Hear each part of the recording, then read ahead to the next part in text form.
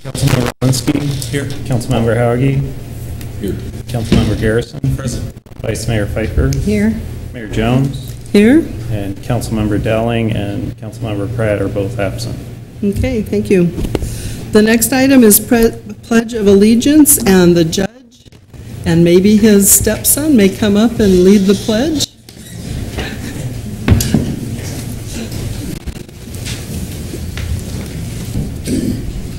I pledge allegiance to the flag of the United States of America and to the republic for which it stands, one nation, under God, indivisible, with liberty and justice for all. Thanks, Ronald.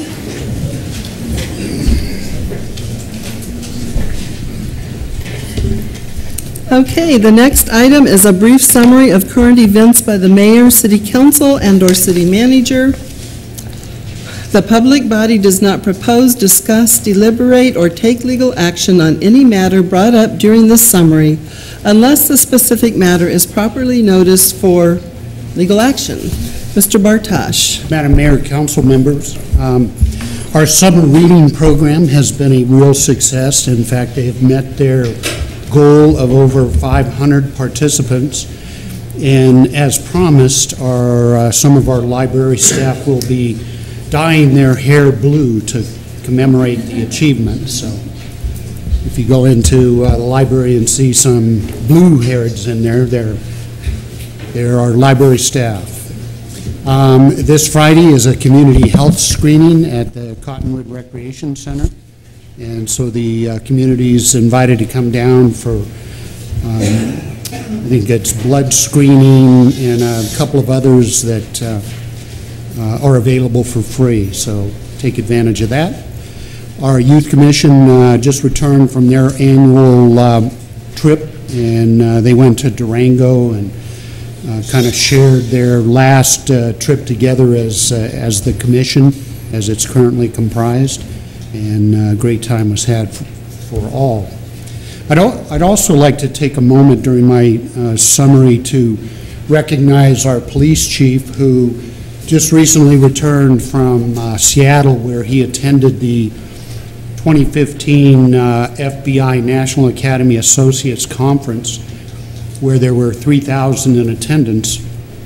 And Chief Fanning had been nominated for a Livio A. Boccaccio Award nomination for leadership in police work, and he was selected as the national recipient of the Excellence in Leadership and Community Service Award.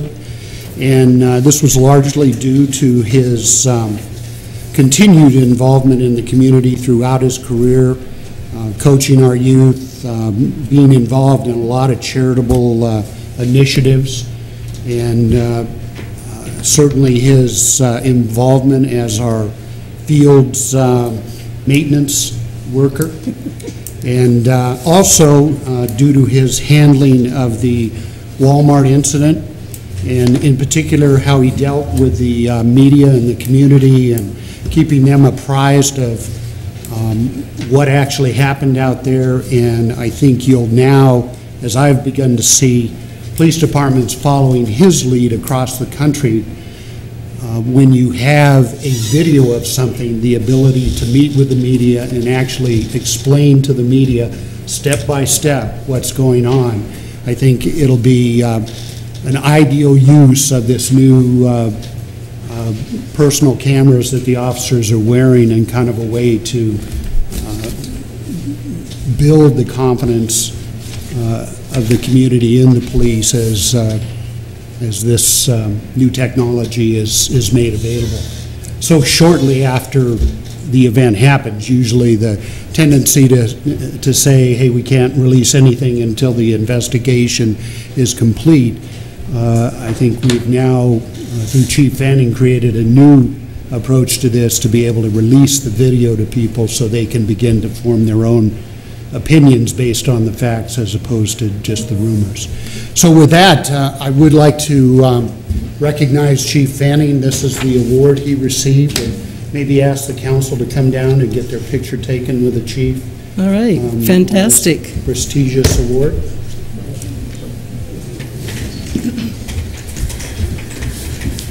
Thanks. I was thinking about it. Is that a comment or a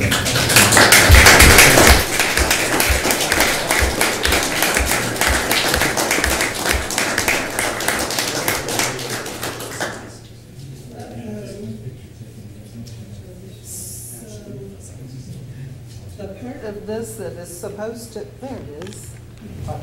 The talkie part. Any words of wisdom? Not really. Just thank the city council and the city manager for their support all these years. It's been great. Not much else I can say, but thank you. Well, we are so proud of you. I saw a few pictures on Facebook of you receiving that award, and Jim Yakabachi was able to be there, and your wife, Monette, and Jim's wife. Yes, Okay. the FBI actually flew my wife and I both up there for the event to Okay. present the award to us. All right, wonderful. Well, we are so proud of you, and we know how hard you work, all the extra things you do for the children, a lot of children things, but everybody in the community, but especially you have a soft spot in your heart for the kids. Yes, I do. Yes, you do. So thank you very much. We appreciate all you do.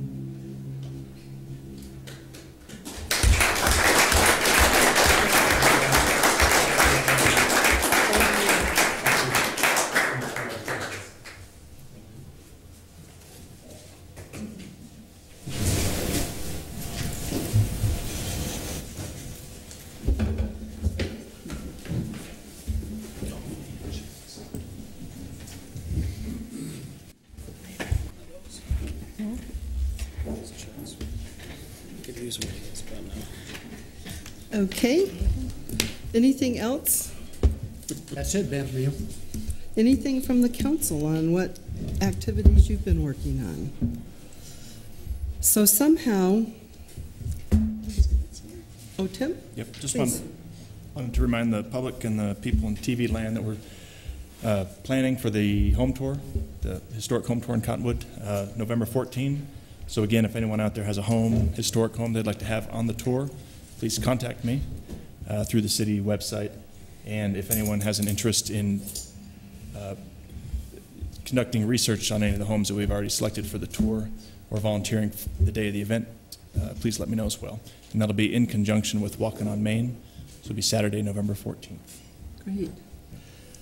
Deputy Clerk, is there any chance that you could find me a mouse that uses a USB cable somewhere in the building? Yeah. Or anything at all? Somehow I left mine home, and I can navigate this computer a lot better with a mouse. Okay, so my report to council for today, it's been busy, busy, busy out there. I want to announce it on Wednesday, July 22nd at 2 p.m.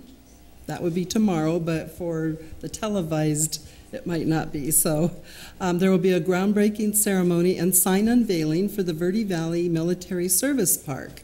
And this will be located at Garrison Park near the Yavapai County building over by the restrooms. And the City Council has allocated use of the grounds for this park. And we have a number of people, we're not calling it the Cottonwood Service Park, we're calling it the Verde Valley Service Park, which is just another way that shows that our council and our staff and our community members work in a regional manner.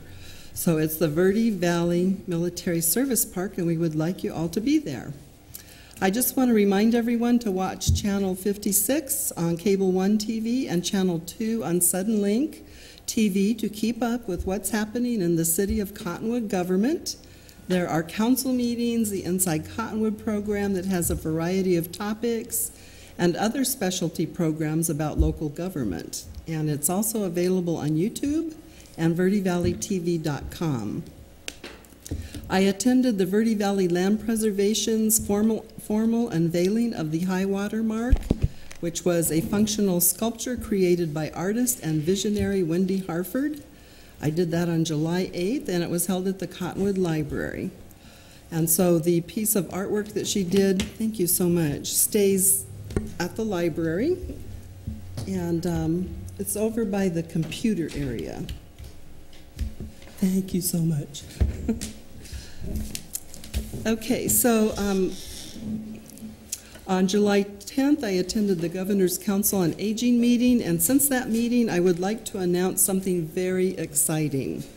Since 2011, Congress has not reauthorized the Older Americans Act.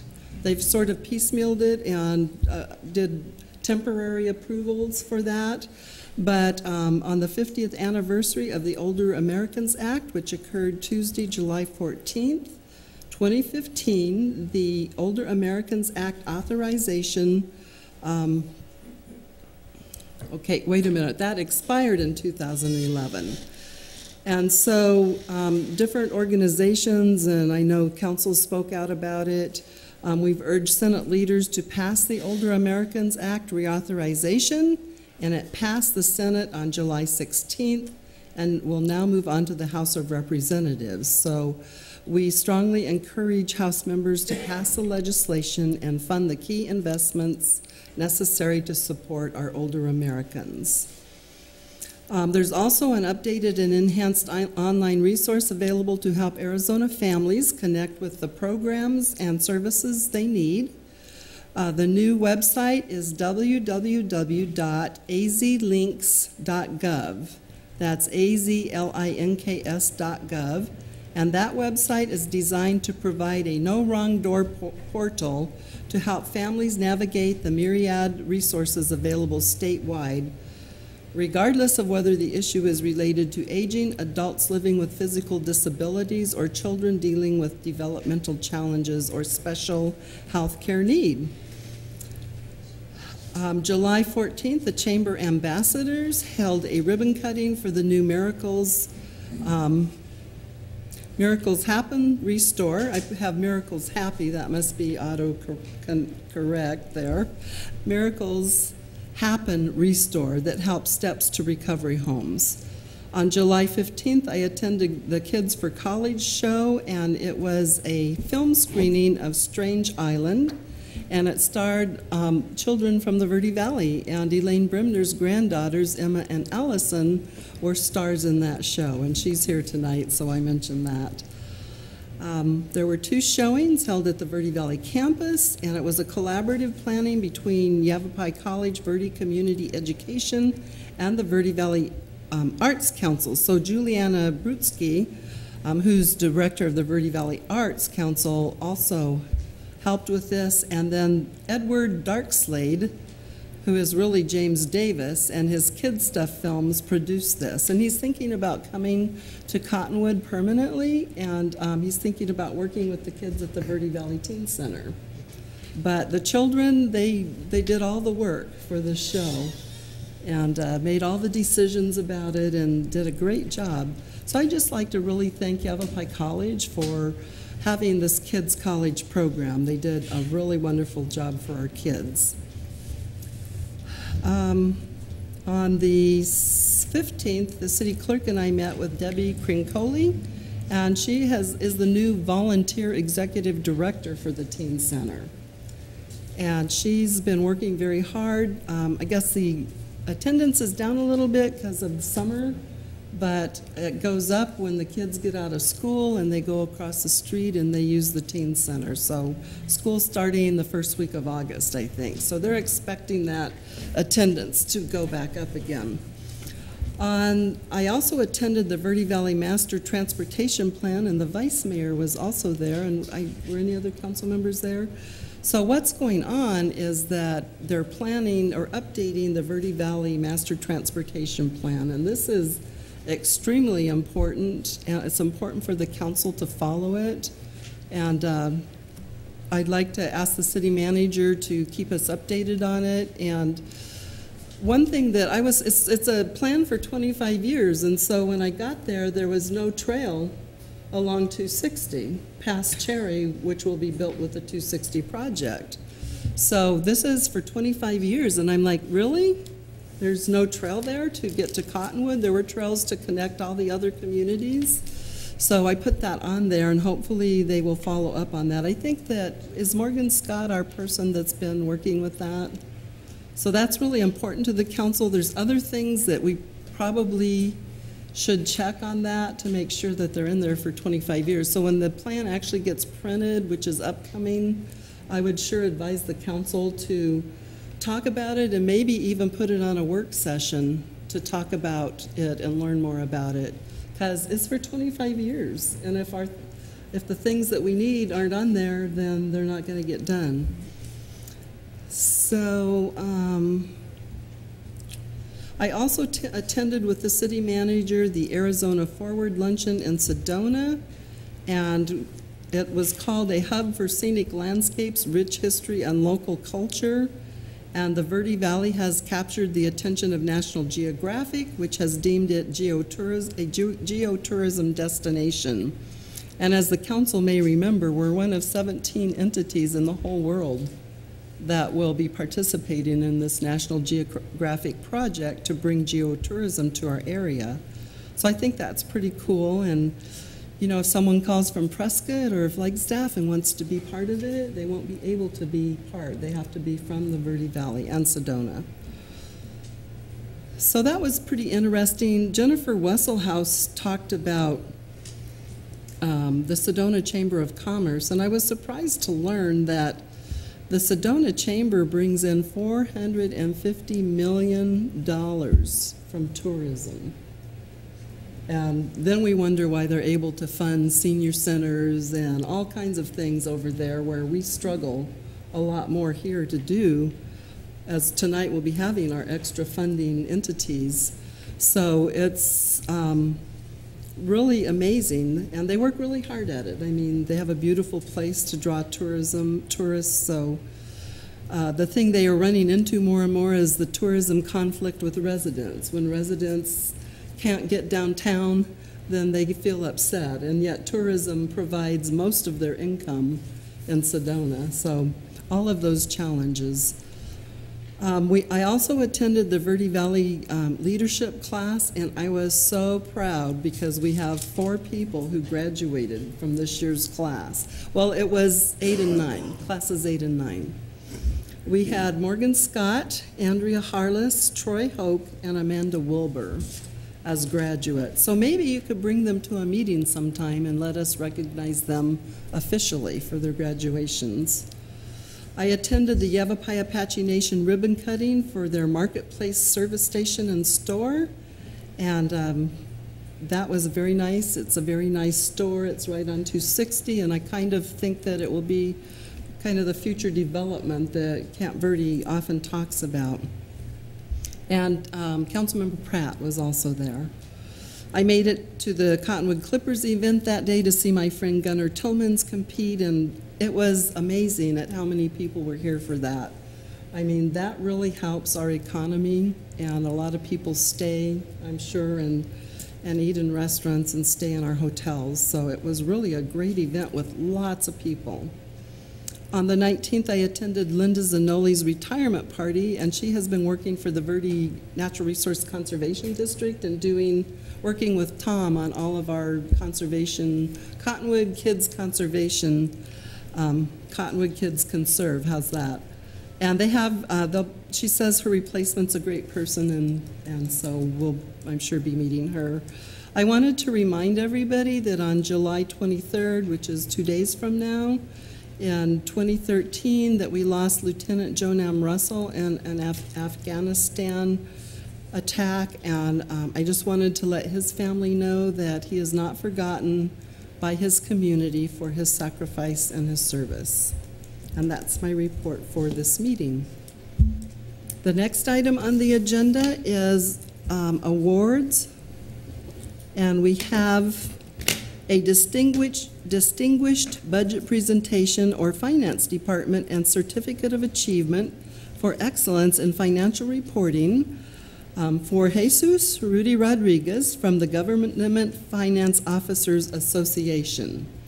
And so I'm not going to make him do his own presentation, but he can share a little bit of information if he would like. And the city manager will probably have something to share, and I can also share a little bit. But if you want to let the public know what you and the finance department had to do to receive this award and how many times that we have received it. Well, Mayor and Council, let me give you just a brief background on the GFOA.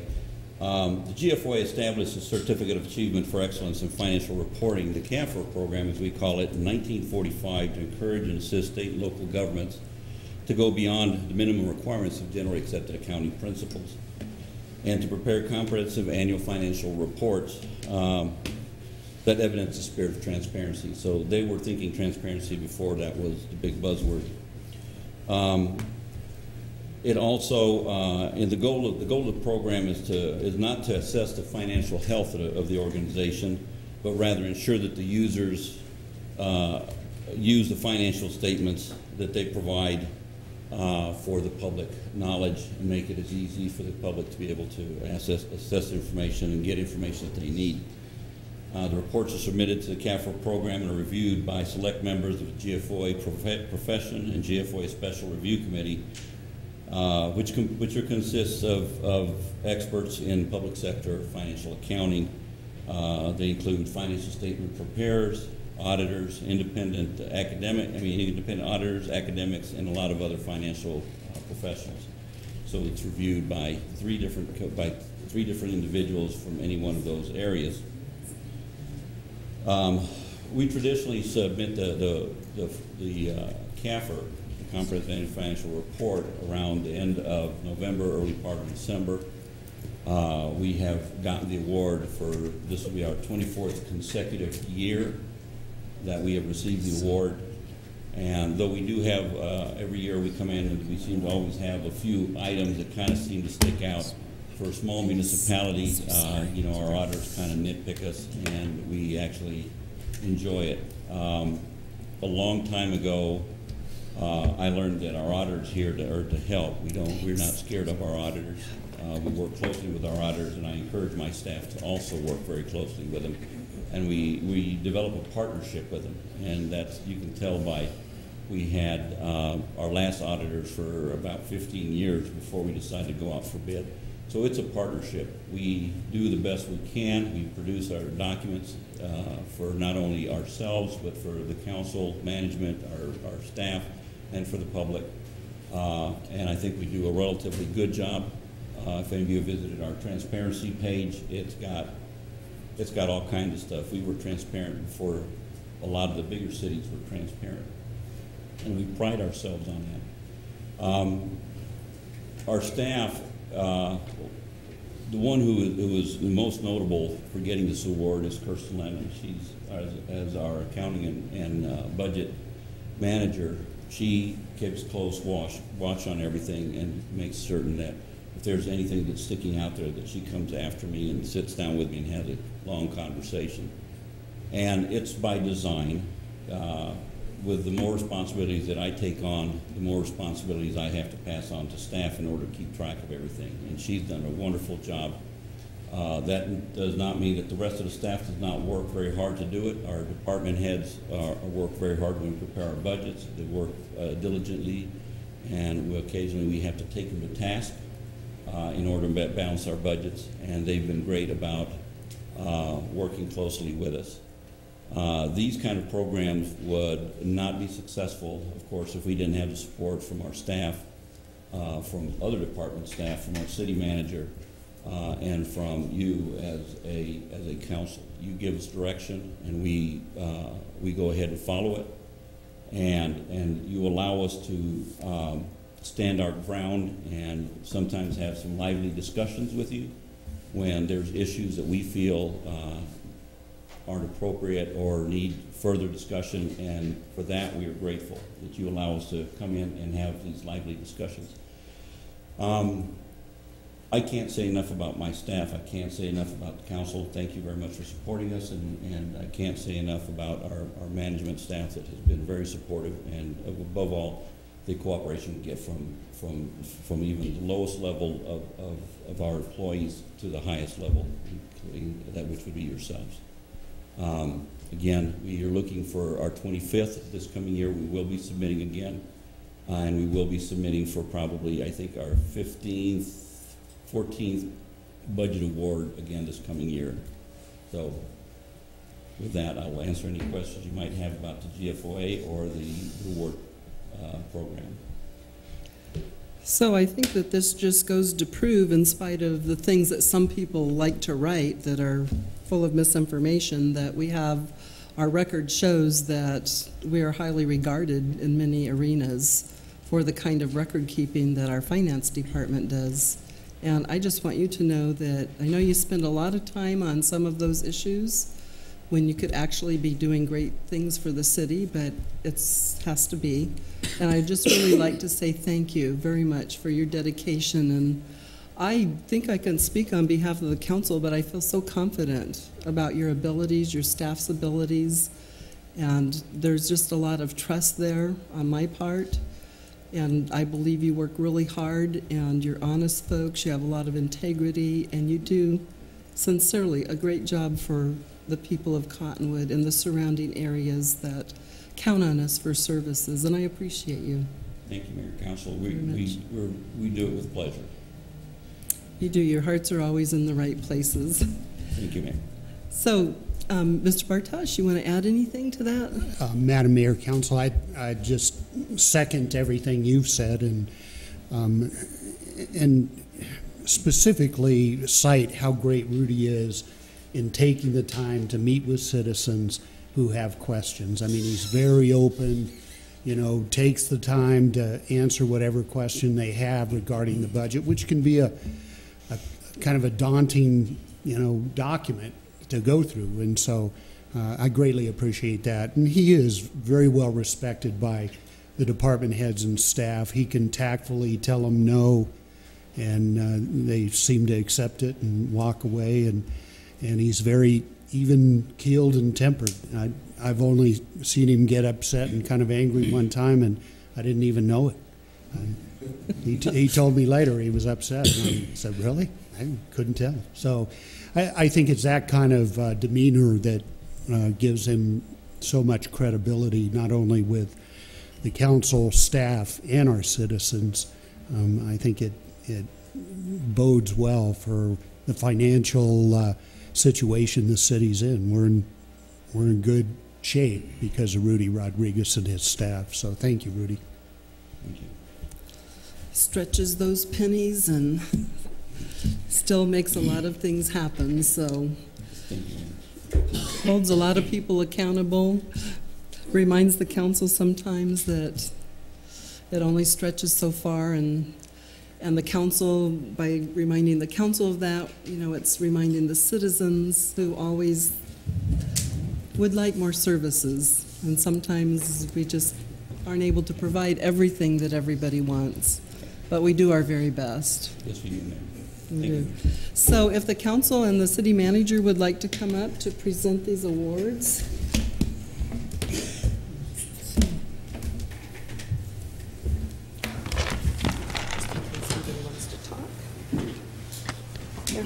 Mr. Tim.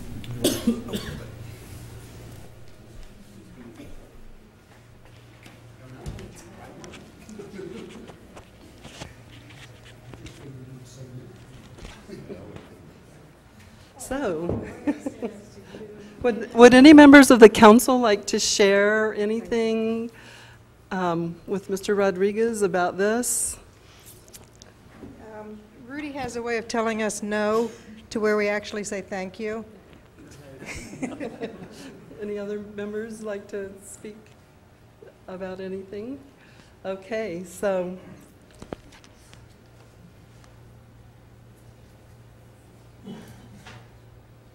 And so, shall we give that to Mr. Rudy? You can. Okay.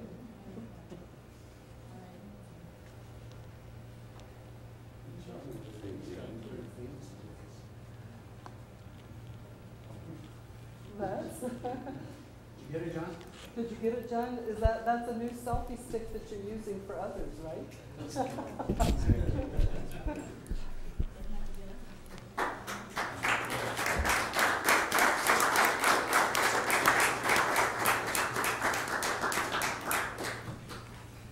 And again, anybody out here in our audience that would like correct facts when they're writing things about the city, please give Rudy a call.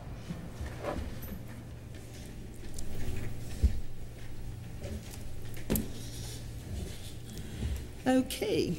presentations. Presentation of a plaque to Bill Bowden's family for his years of service in the Parks and Recreation Board, on the Parks and Recreation Board.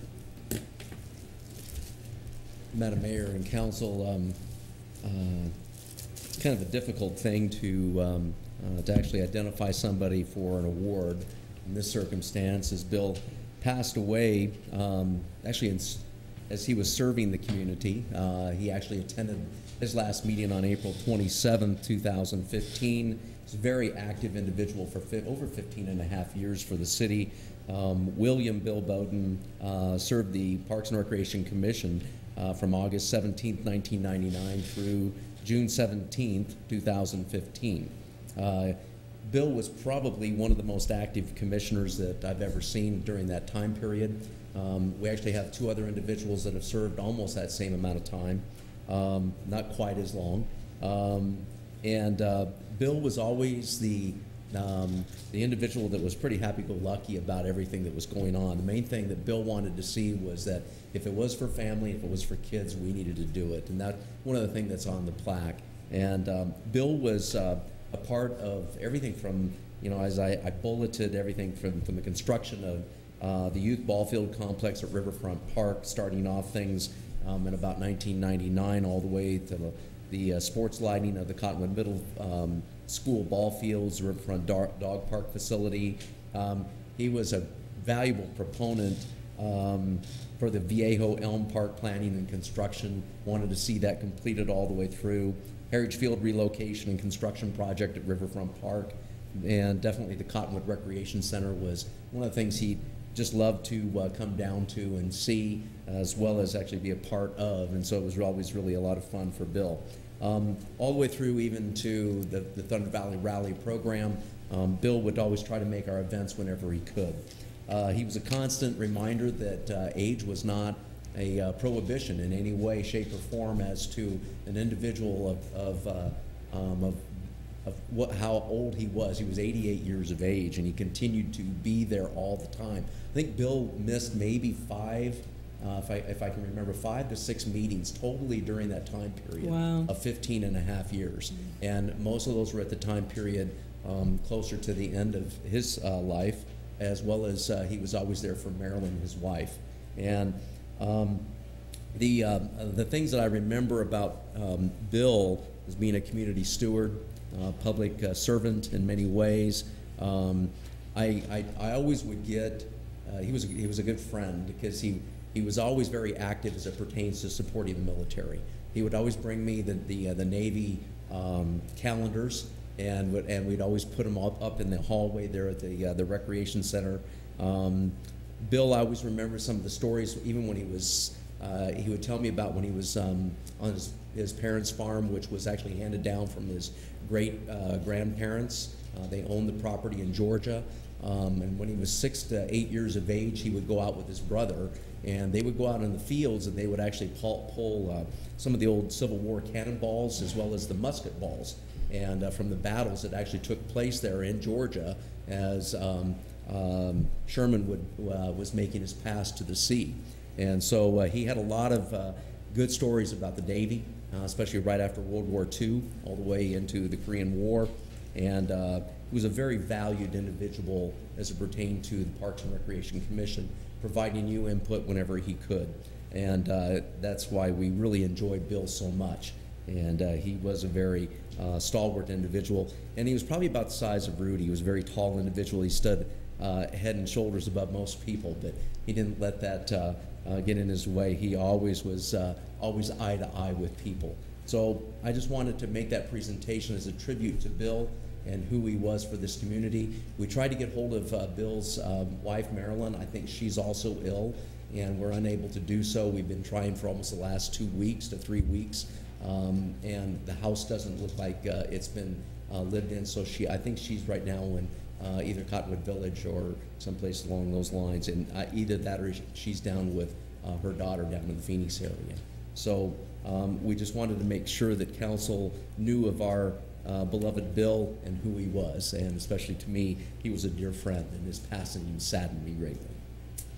Yeah, I think he was a good friend of the vice mayor and me and maybe other council members. Probably Councilmember Howdeggy did a lot with him, I'm guessing, through the years. And he was just a joy.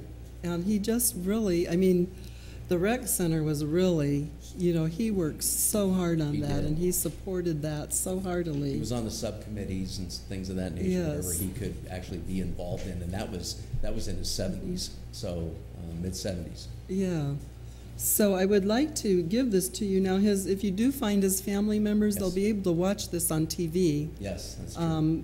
The fact that we've recognized him. And what his plaque says is William Bill Bowden, Parks and Recreation Commission, serving the city of Cottonwood, August 17th, 1999 through June 17th, 2015. Dedication and service to community. Each of us has been affected by Bill's efforts, the warmth of his friendship, plus his deep concern for a better community. His commitment to service honors us all. And there's a quote here. It said, "If it's for the people of Cottonwood and for the kids, let's do it for them." So if I could, on behalf of the council, go ahead and present this to Richard so that Bill's family can receive it. And you're all welcome to come down. Do you want to do that? And all of us come down and present this to Richard on Bill's behalf.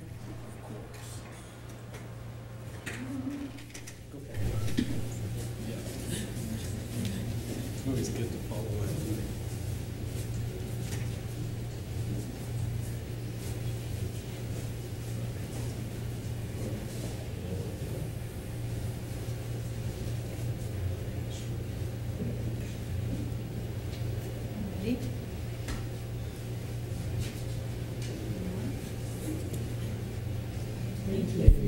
Thank you, Bill.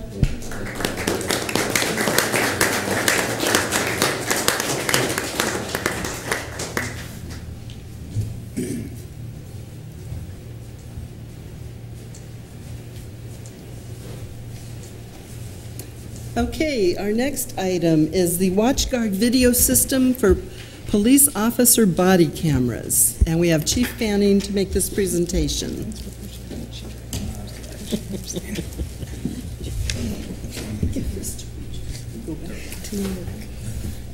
Yes, Madam Mayor, thank you very much. I was asked actually by Councilman Garrison last, but I'd been asked by one of the council members prior to this to come in and talk to you guys a little bit about our video system in our cars, because that is a hot subject in society right now.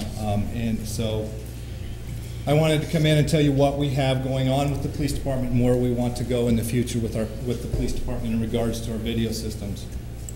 Right now we're using the WATCHGUARD video system. And we have we have it in 16 of our patrol cars right now, and then currently we have 6 of the wearable cameras. And I'll go ahead and pass the wearable camera around to you so you guys can look at it. Just don't push the big button in the middle or you're going to be on TV tomorrow again. The wearable cameras, and when I refer to the wearable cameras, those are the ones that the officers wear on their bodies. There's 2 basic styles. That one right there, that guy's with the outer body wear them. And then with the shirts, it's attached like this. It's a very easy to remove system. If we want it to remove, it's easy to reapply. As you can see, the camera lens rotates up and down, so depending if you're short or tall, you can change it. The in-car video, it's a high-definition video. It has a 1-minute pre-record. What that basically means is that if when the officer activates it, it's recorded a minute prior to whenever they push the button. So 1 minute prior is still recorded. So no matter what happens, we catch a minute before. How that's important is when officers are driving through intersections and they see traffic violations, well, usually by the time they hit the button, the violations occurred. Well, the 1 minute pre-record, no, we have that violation, as you'll see in the video in just a minute. It's redundant, dual drive architecture, so we don't lose it. As Commander McCooch can testify, it records to a hard drive and it also records to a jump drive. So there's two systems that are taking the video, so that whenever we have it, a video up, it gets it in two simple places. It's very simple to control. It's hands-free and automatic. We have 4 modes of activation for our police cars. Speed, anything over 80 miles an hour, it activates. Can't shut it off. Crash, anything where the airbags might deploy or there's enough G-forces, and I can't tell you what the G-forces are at this point, it activates without the officer touching it. If the officer activates his emergency lights, or the officer can actually reach up there and activate it. What you see right there is the bar graph that the commander and I will look at when we're looking at the videos from the officers. You have the 4 cameras. One of the things we like about this is you have the 4 cameras that are available. Then you have the cabin mic, the wireless mic. You see the little red lines down here?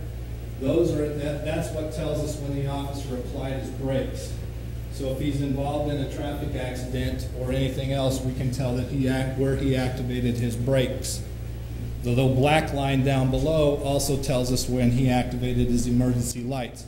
So if we have somebody that says that one of our officers went through an intersection and they crashed into him and the officer did not have his emergency lights on, which we've had that case twice since I've been the chief, and they both sued us, we will be able to go back and say, no, here's the evidence, the lights were activated, and here's where the officer activated his brakes. And then down below is a bar graph or a dot graph where you can see the officer's speed during those times.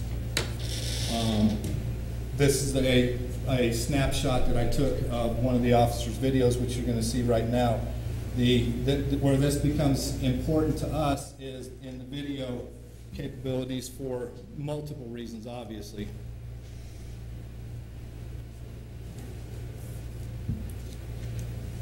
And hopefully the video will run soon. But there's, don't you go back on, do that. How do you go back? Left arrow.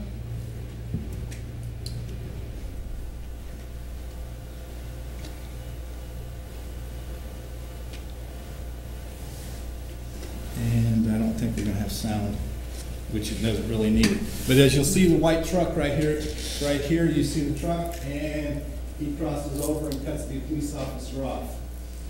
Okay, and obviously he's made an unsafe lane movement. Okay, why is that incredibly important? Because then when we walk into Judge Soda's court, we show this video and we're pretty much done. There's not much arguing over whether or not you crossed it. Second thing is most of these people, once they find out we have video in our cars, they know that they committed a traffic violation, they don't even bother the judge, they just go ahead and pay the fine. So that's one of the things, but that was a pre-record. That's the part of the pre-record because at that time, the officer that was driving was not expecting any traffic violation. The traffic violation occurred, he hits his lights, and it's backed up for a minute, and it has the traffic violation. So how does it do that?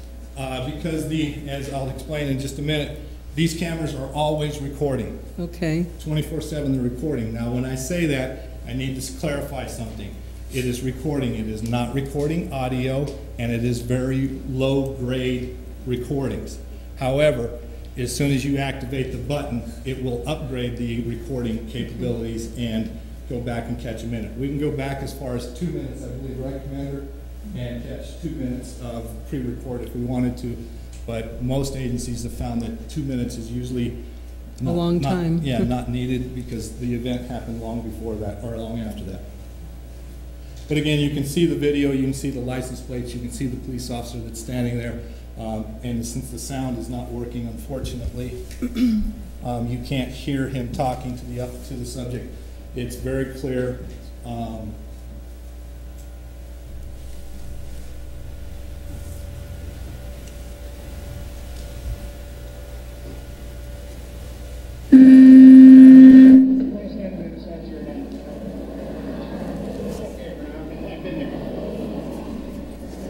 So you can hear all the cars, you can still hear the officer, and you can hear the person talking to him.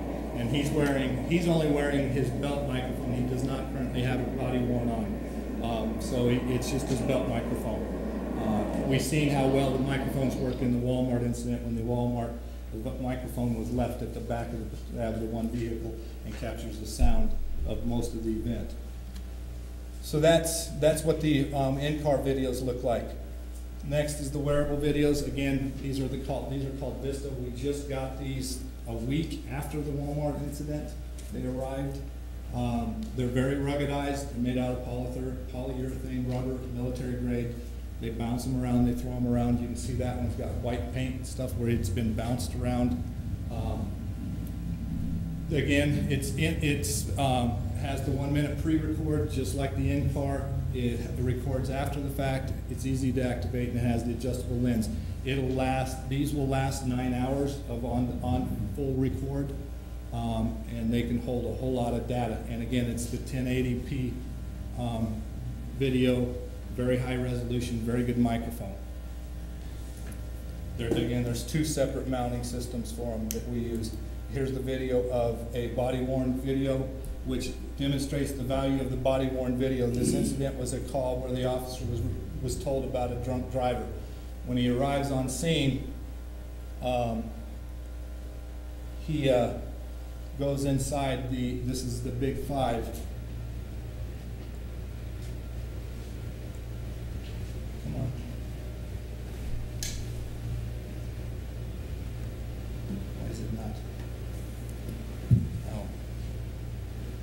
Media unavailable. Why do you want to do that to me?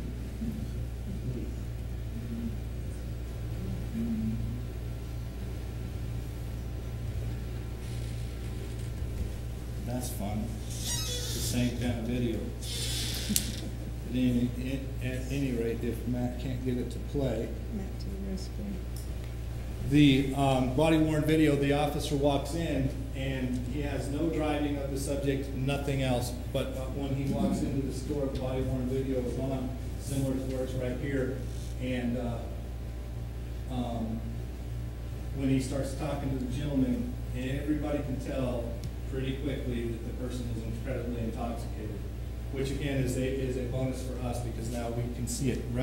The fact, as any of the attorneys in here will tell you, is we're not going to be able to charge you with DUI because we did not see him in the car or anything else, but we can now make sure that he is not driving, and we have video proof to back us up to say, look, you're not driving this car. I apologize, I don't know why it would play the first video and not the second one.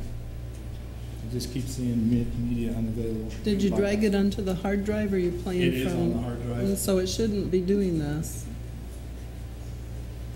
Matt says he needs a new computer so that all these things work. Yeah. Talk to Rudy. Yeah. Yeah, good luck with that. We've all talked to Rudy before. He's shaking his head no. Yeah, exactly. All right, we can bypass it. Let's go to the next one. So I'm really sorry that it's not working. I would have liked to see it. It's a good video. I apologize that it's not wanting to play with us. But I know you guys have a long schedule for tonight. So, what does the videos do for us? To reduce the citizens' complaints. In 2010, we had 23 complaints filed. 10 were sustained. 2014, 21 complaints filed, 2 sustained, and to date, we've had 6 filed, none sustained. And part of the reason behind that is, I believe, with the video, we're able to clarify incredibly quickly what truly happened. A lot of the time, as Commander McCooch can attest to, when people find out we have video and we tell them we're going to watch the video, they pretty much just don't want to talk to us anymore. And so we're finding that that's happening. It also changes people's reactions, as you've seen in the media. People know when they're being videotaped, they typically behave better. National reports have shown that police officers are less likely to be attacked when they know people know they're being videotaped. I'm not going to say that police officers my officers have really changed their tactics or acting better because they're on video, because I don't believe that they were ever acting bad, but I do believe that they've increased their professionalism a little bit. So I think our guys were doing a great job before. I believe it's also reduced. When I talked to Janie at the court, she can't say that there's any definite numbers to show that the court is reduced because of our videos, but it does assist us when we walk into the courtroom when we have a video. So, in my opinion, and Commander McCooch, you can tell me whether or not I'm correct, I believe it has reduced some of our court time simply because people know that we have it. Officers are very good at using it, and it makes it much easier. Higher conviction rate, and obvious reasons for this is because we now have video of what happened. It's no longer the officer's word against the citizen's word. There's video that we can show. Reduce civil liability through video evidence, police actions. Again, that's an obvious thing. It helps us to reduce our liability because we have video of what we're doing, and it's not open to interpretation. Again, currently we have only the 6 body worns, so our officers are trying to exchange and keep the body worns going out. They're trying to wear them as much as possible. The officers have actually enjoyed the camera systems, and they want the cameras on them because they found the value of the cameras. So we had officers there now. When they're driving one of the patrol cars that don't have videos, they'll take this, and if they're transporting a prisoner, they'll point it towards the back because they've all learned the value of video. So they're using it. Some of the concerns and issues, video storage. High volume of video we produce now, we're going to have storage issues. That's a given. There's nothing we can do about it. Video editing is going to become a problem because of our public records laws. It's an issue. So we have to edit all of them. We're currently working on some other angles to help us with it, but it is an issue. However, I believe personally and professionally that the bonuses of our video systems far outweigh the costs of these two things and the cost of the equipment. Currently what we're doing is every new patrol car that we bring in, they come with a new video system in them, with the newest upgraded system in them. But Rudy, as you know, won't let me have any new cars, so we're not buying any, we're not putting any new cameras in. Where do we want to go in the future? Obviously, we want to be wearing body worn on every patrol car, or every officer, and one in every patrol car. I think unfortunately, I think that's where the future is going with law enforcement. I think we're way ahead of the game with the Cottonwood Police Department, obviously thanks to you guys, but I think there's still places that we need to go. The WATCHGUARD system that we have currently is, in my opinion, one of the best. There is different ones, but it is one of the best. This is the brief video of what we could be looking at. This is the newest and most greatest. Keep your hands back. The car has a 270-degree panoramic. It's regular video, and the officer has a body worn. Put your hands behind your back. Why are you doing this? Why? Hands behind your back. Why? No.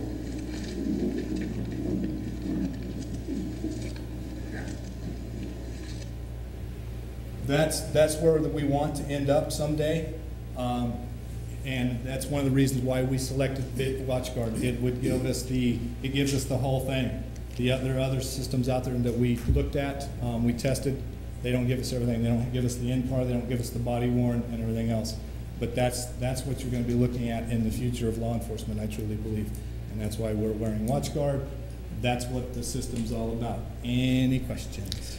I do have one. You know, maybe, I know it's difficult now in trying to edit all that video, but maybe eventually the software and technology will help do some of that for instead of a human having to do it. That's the hopes. There is good editing software coming out.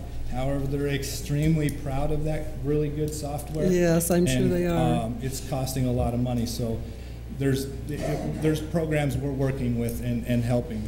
It's just something we're going to have to deal with. For now, yeah. One of the things I don't like about our state's public records laws, no offense to our media partners, but I think it's allowed a little bit too broad. I don't know that there's a lot of America that really truly wants us releasing videos of their domestic violence calls in their house and their personal fights going out to everybody in the world. I don't truly believe that's what the old public records laws were about. but that's what we're going to be seeing unless something changes in the future. So, yes, Mr. Iwinski? What are the sort of things then that you would have to edit out of video?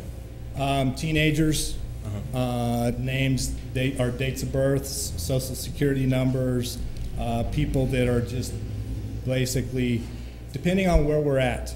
If out in the public, nobody's face has to be blurred out. On private property, in people's houses, if they're not part of the case, we got to blur out their face and stuff like that. It's a nightmare, but it's something that I think we're going to have to deal with, unfortunately. One of the things I did want to point out, though, real quick, is I want everybody in the council and the public to understand this video is not the cure-all for everything, because video does not see, smell, and hear everything that a police officer sees, smells, and hears. The body-worn camera, if something happens to my side, I'm going to look like this. I'm not going to turn like this and put the video on it. I'm going to look like this and see what happens. Video may not even see it, or it may get the last part. So don't always think that just because that's what the video shows that it's everything. There's more to everything, so please keep that in mind. Yes, ma'am. Vice Mayor? Do you store it and then if it's requested, edit it like you need to? So you don't have to edit every single one that comes in? No, we only just edit if it's what we release. Okay. And then we have a retention policy, the same that the state requires, where we retain certain ones for certain amounts of time, and then they are deleted after a certain amount of time. Okay. Any other questions from council members or members of the public on this item? So if you want to speak, you need to come up. You need to come up to the lectern to speak, please, and identify yourself. Because of minute taking, we aren't able to hear you back there to take minutes. Thank you. I'm a resident of the city of Cottonwood for last year. I noticed that it made a big difference in how people drive. People pay attention, they see them, they really know that it's on. For me, I can just keep them to 7 police officer when I need to. If there's a problem, for me, it's for an accident for me. For the officers, they help a great deal. They bring down the crime and the problem with people. If somebody sees a camera, they react a lot better. That's 56% improvement. So there's still a lot of improvement for cameras still to come. The firmware still has to be installed into it so that if you're walking into a residence, the cameras can be shut off. When they exit the residence, they turn back on. They should be on 12 hours a shift. That we work on. We work 10-hour shifts. Okay. 10-hour shifts should be on from the time you get on to the time you get off. And the industry's working a lot better in the battery power for these cameras. There's a big problem with batteries. And there's a new invention out right now for cars where we can plug in, so an officer could wear it and it charges inside his car without plugging anything. Okay, great. Great. Thank you. And if you could, there's a yellow form right back there. I'm not sure that the clerk caught your name. Okay. And so when how do you spell the last? S-P-E-L-L-M-A-N. Got that, Matt? Okay. Thank you very much. And that's all I have, Madam Mayor, unless there's any other questions. Okay, thank you. Thank you very much. Would anyone else from the public like to comment on that item? Okay.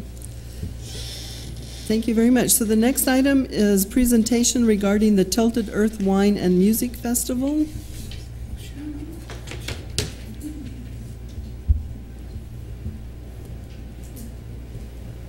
And I just wanted to let everyone know that the reason we have this really long agenda tonight is that the council will not be meeting in August unless there's an emergency of some kind, and then a special meeting could be called, but we're not planning any regular meetings.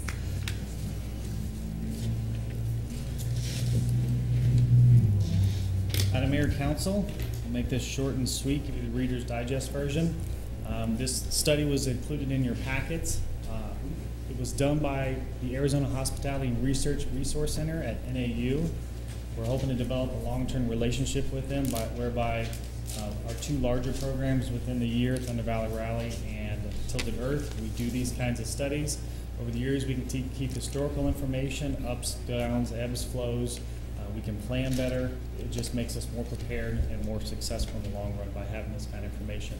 We're going to break this up in a couple parts. The first part, Eric Golomsky, CEO of Page Spring Cellars, is going to make a presentation on their point of view of the festival. Afterwards, I'll present some Reader's Digest versions of the information in this packet, and then Eric will get back up and give me kind of a brief conclusion. So, without further ado, Eric. Madam Mayor, members of the council, Eric Golomsky, Page Spring Cellars. I just want to start by thanking you all profusely for your support for this event. We felt it was a tremendous success for this community. I feel immensely proud, having been there both nights, seeing many of you there enjoying yourselves as well. And you know, to us, business has never been just about trying to make money. It's about making the place we live better for everyone.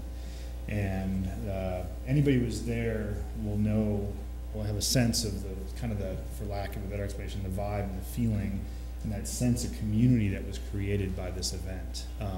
To me, that's incredibly important. So much of what makes community is the feeling of belonging somewhere. And we felt like we achieved that. This was a huge success for the wine industry. 17 wineries attended. More than half of them told me it was the best wine event they participated in all year. And there's a lot of wine events in our state these days. We got a lot of great input on the music, the kids area. The families that came really enjoyed the events for children. As far as I know, there were very few complaints, and the ones that did come came from a very isolated area that was right in the center of kind of the sound heading out into this apartment complex. And I do believe some conversations have been had there to help that out. Again, we feel like it was a giant success. I have some things to talk about at the very end, but I think it's better for Hezekiah to talk about the study first, because I think we learned a lot. And I'll just say, me as the guy putting on, taking ultimate responsibility for the event, I learned a tremendous amount this year, and I think next year we can do an even better job for this community, for all the attendees, and for the businesses that were involved in the event too. So I'll turn it back over to Hez, and I'll come up again at the end. Thank you. Thanks, Eric. Also, I'd like to mention that Lana with the Chamber has volunteered to help us out cover 50% of the cost of these studies for this and Thunder Valley Rally, because we share the information. So thanks, Lana. Thank you, and thank you, Eric, for that presentation and for all you did, which was an amazing amount of work and dedication and time. You and your staff. In order for this to be a credible study, we have to give you some background information so that kind of frames the information that we're giving you. The sample population was 150 respondents. That's how many surveys we collected. The population was 3,000 in attendance. That's an approximation. Confidence level is 95% at a 0.05 off level, which basically means when you go from 150 of your sample population to the population to 3,000, you actually give an estimation. So we're 95% positive that the information in here is correct. There's a 5% chance that we're not correct. The confidence interval is a plus or minus 7.8. So we feel like we're in the plus or minus 7.8 with each one of these statistics. Unit of analysis is the program attendees, and the survey data was collected in accordance to EPSEM, equal probability of selection method, meaning that when we went out there, there was no predetermined method of trying to collect information from each one of the respondents. It was complete random sampling. So that gives us a good approximation of what the population represents for this type of program.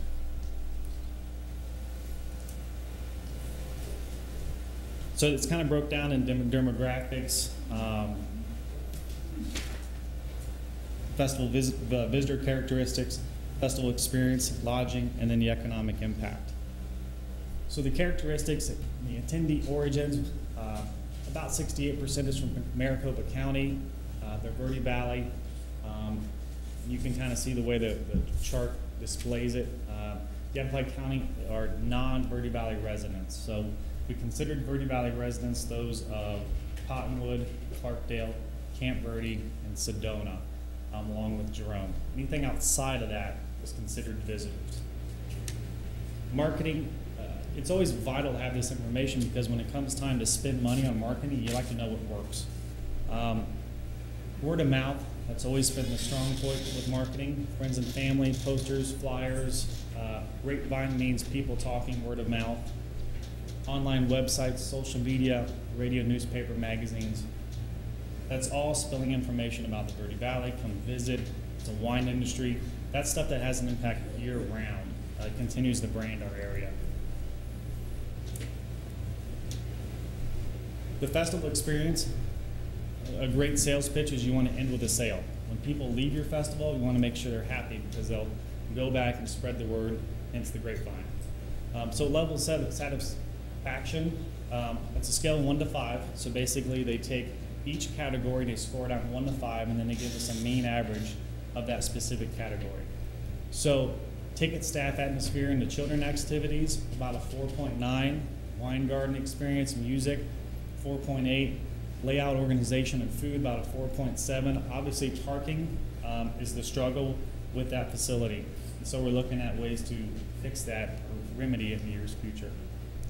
Wants for the future, festival goers were thinking that breweries would be nice to add, camping, possibly distilleries, and adding a 3-day festival. Staff is looking at the brewery and the camping to add for next year because we feel like it can also add revenues to the program. A question about that. Do you mind if I interrupt you? Yes. As far as the camping goes, it looked like Dead Horse Ranch tent camping was closed, and they had another section of their lower campground that was closed during that event. Do you know what the backstory is on that? I'm not aware, but I can get that information and get it to you. I'm just curious because it seemed like an odd time to be closed. They were closed for they were doing construction in one of their camping areas. Just thought it was strange. We do know that they were aware of the program because they were invited to the TUP meetings. Okay. I didn't get you that information, Councilman Walensky. Demographics, visitor age. This is a great tool for marketing because you can really narrow in on your demographic and what media sources will work best. And we noticed the largest generation was Gen X, 35 to 45. Followed by younger boomers, and then older boomers. Millennials, age 18 to 33, according to Wine Spectator, I believe, is the fastest growing age group for the winery industry, which is kind of exciting.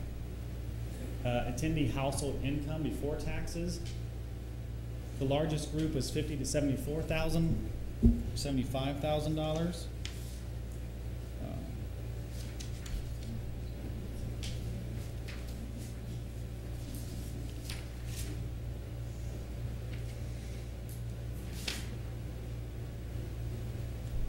And then followed by over 150,000. We would like to attribute that to the wine industry, and that's their demographic. That's the people that follow that industry.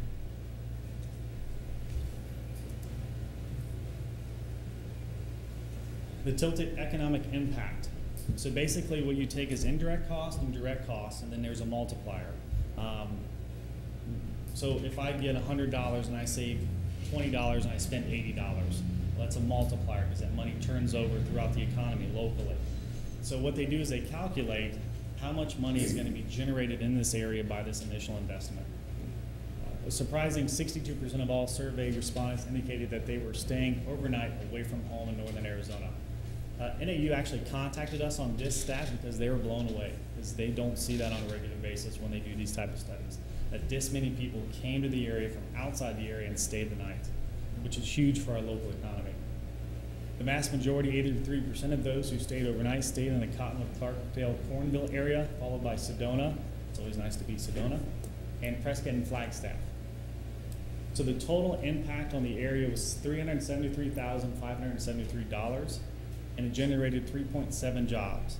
Did it actually generate 3.7 jobs? It's negotiable, but what the study is saying is that the revenues were there, the numbers support that it could. Any questions?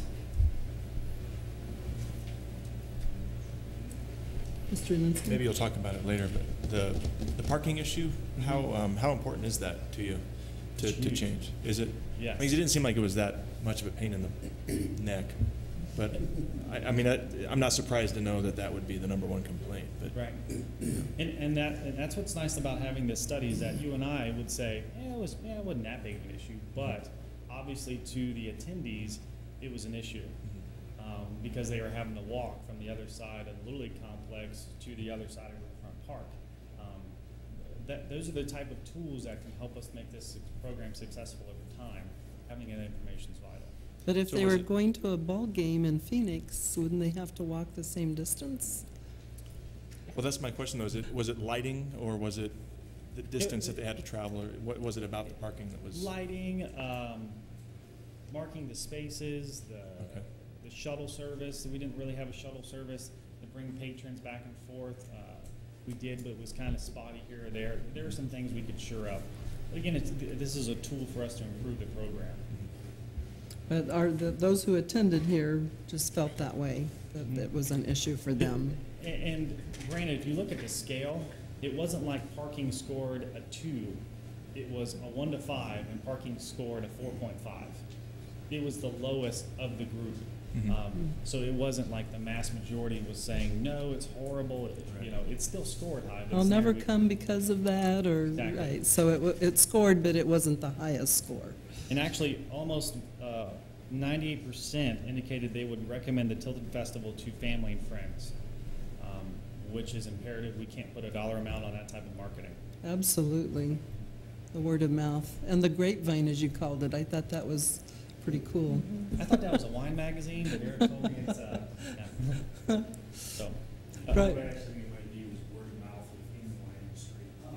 Learning from people in tasting rooms and things like that. If you don't mind me adding again. Interestingly, and this report was hugely helpful to me too. Then you have the human factor, and I've got an employee named Etta Phillips, who's our administrative assistant and office manager, and she was one who both days was at the front gate the whole time.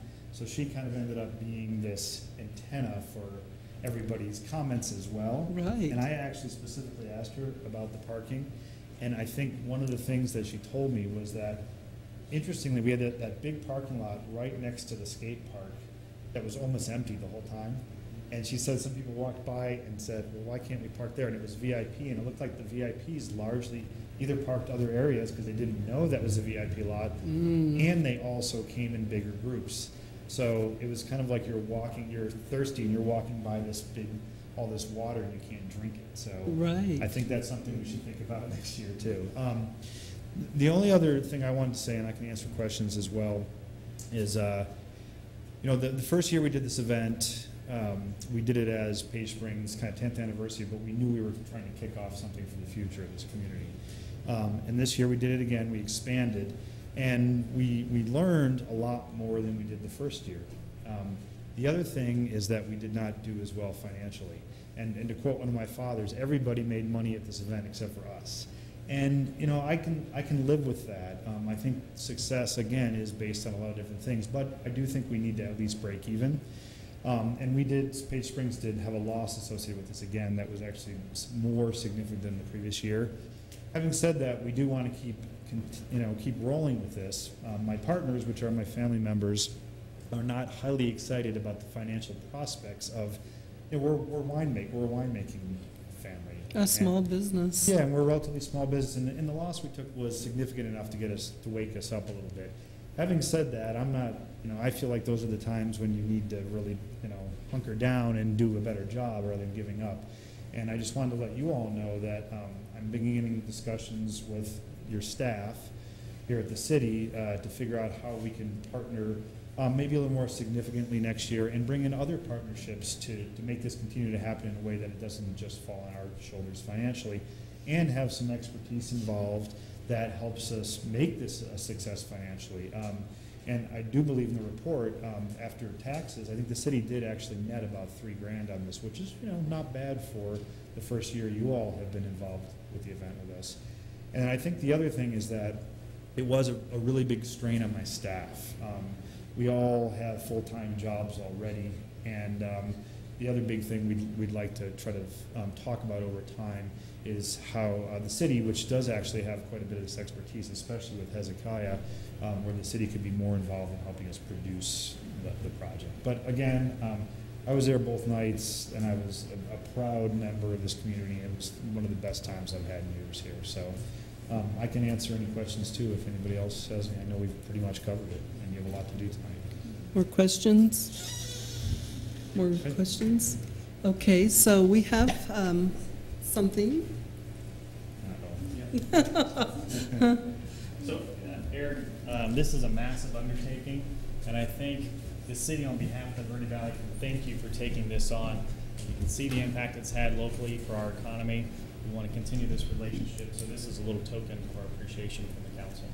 And this is something that, you know, is Verde Valley wide, and a lot of people who don't live inside the city contribute to it, and a lot of people benefit from it. So it's really a Verde Valley wide regional effort. So, council, if you want to come up and present this to Eric.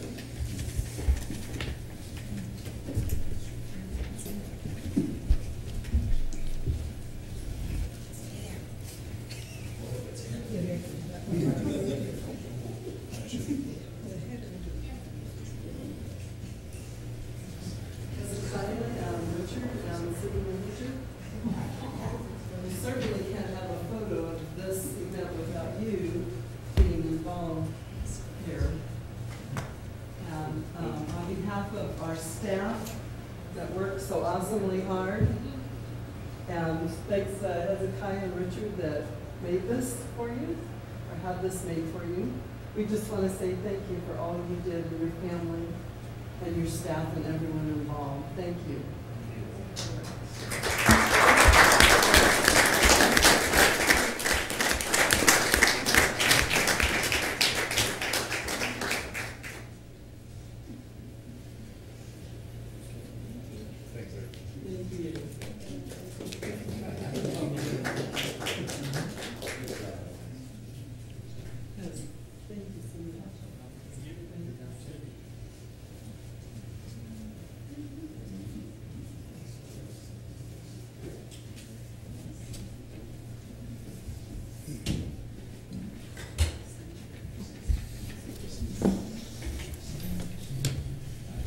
Okay, our next presentation.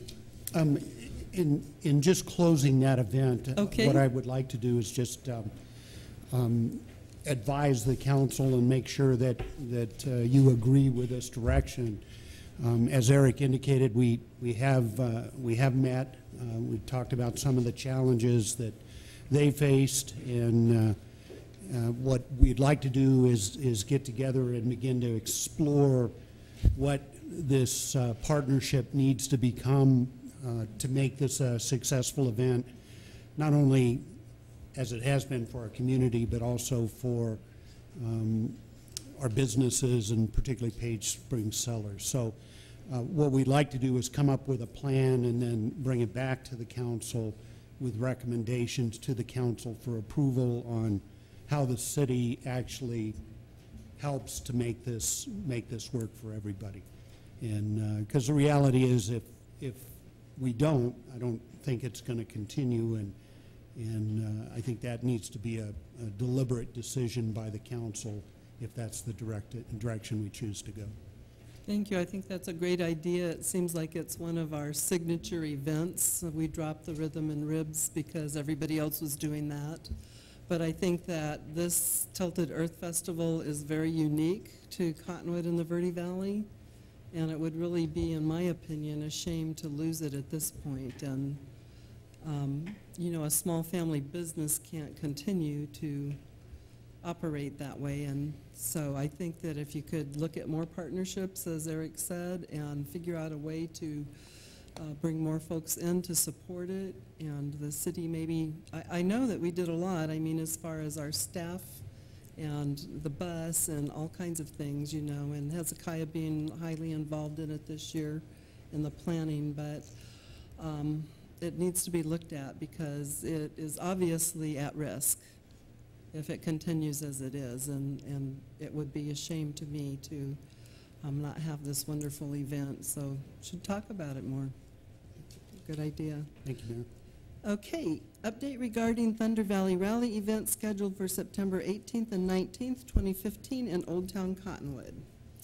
Hezekiah Allen. Madam Mayor, Council, again, we'll make this one quick as well. Last year, Council had asked staff to come back and kind of give updates as we get closer to Thunder Valley Rally as to the progress. Last year, there was some concerns with the promoter. This year, staff has developed a TVR committee. The committee is made up of Karen Vernetti with D&K Cycles, Bob Smoloman with Law Tigers, Dennis Parks with Cottonwood Motorsports, Kyle Rose with Grand Canyon Harley Davidson, Mitch Levy with Burning Tree Cellars, Rebecca Raphael with Main Stage, Christopher Robin with Main Stage, Rose Ortiz, who's a local writer, Randy Garrison, Terrence Pratt, Chief Alan Muma with Jerome PD, and Don Norman with the town of Clarkdale. We wanted to build this committee made up of different partners within the Verde Valley, Clarkdale, Jerome being our closest neighbors and more impacted by this program. Because we realize for this program to grow into the future, they're going to have to also take on some responsibility because they're not going to have a choice because patrons are going to visit. Clarkdale last year had the Whisper Rally, which they had a poker walk through their downtown district. With that said, we've also developed some partnerships with the Fairgrounds, Old Town Association, Jerome, Clarkdale, and nonprofits and local merchants down in Old Town. We've tried to be overly communicative, transparent with this program as to what it's going to pertain to, and the impact it's going to have. When it comes to impact, we make our best judgments and go from there. When you look at the marketing impact, if council looks on your desk, I placed the magazines we're in. We have about a 5 or 6 page spread. And 25,000 of those have been distributed. In addition to, after the event, there'll be another 25,000 distributed. All this marketing is stuff that we're able to get by being a community, City of Cottonwood, by working with nonprofits, by having developed relationships throughout these years. We're able to get a massive marketing impact for little investment. That impact helps us throughout the year garner people to come to the Old Town District to brand it as a destination. We're very excited with our marketing. Also, if you notice the ways that we have more articles coming out into, feature story in the cover of Arizona Biker Information Guide, along with radio stations down in Phoenix.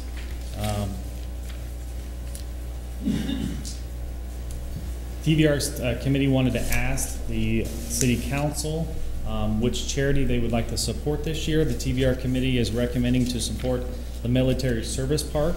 And the way that that would happen would be through the scissor lift. They would charge $5 to take a picture of the downtown district area attendees, also the guitar auctions, and then we would donate a booth space to them to raise funds throughout the event, and any other way that we could see feasible to help them. So I would ask for your direction on that, Council.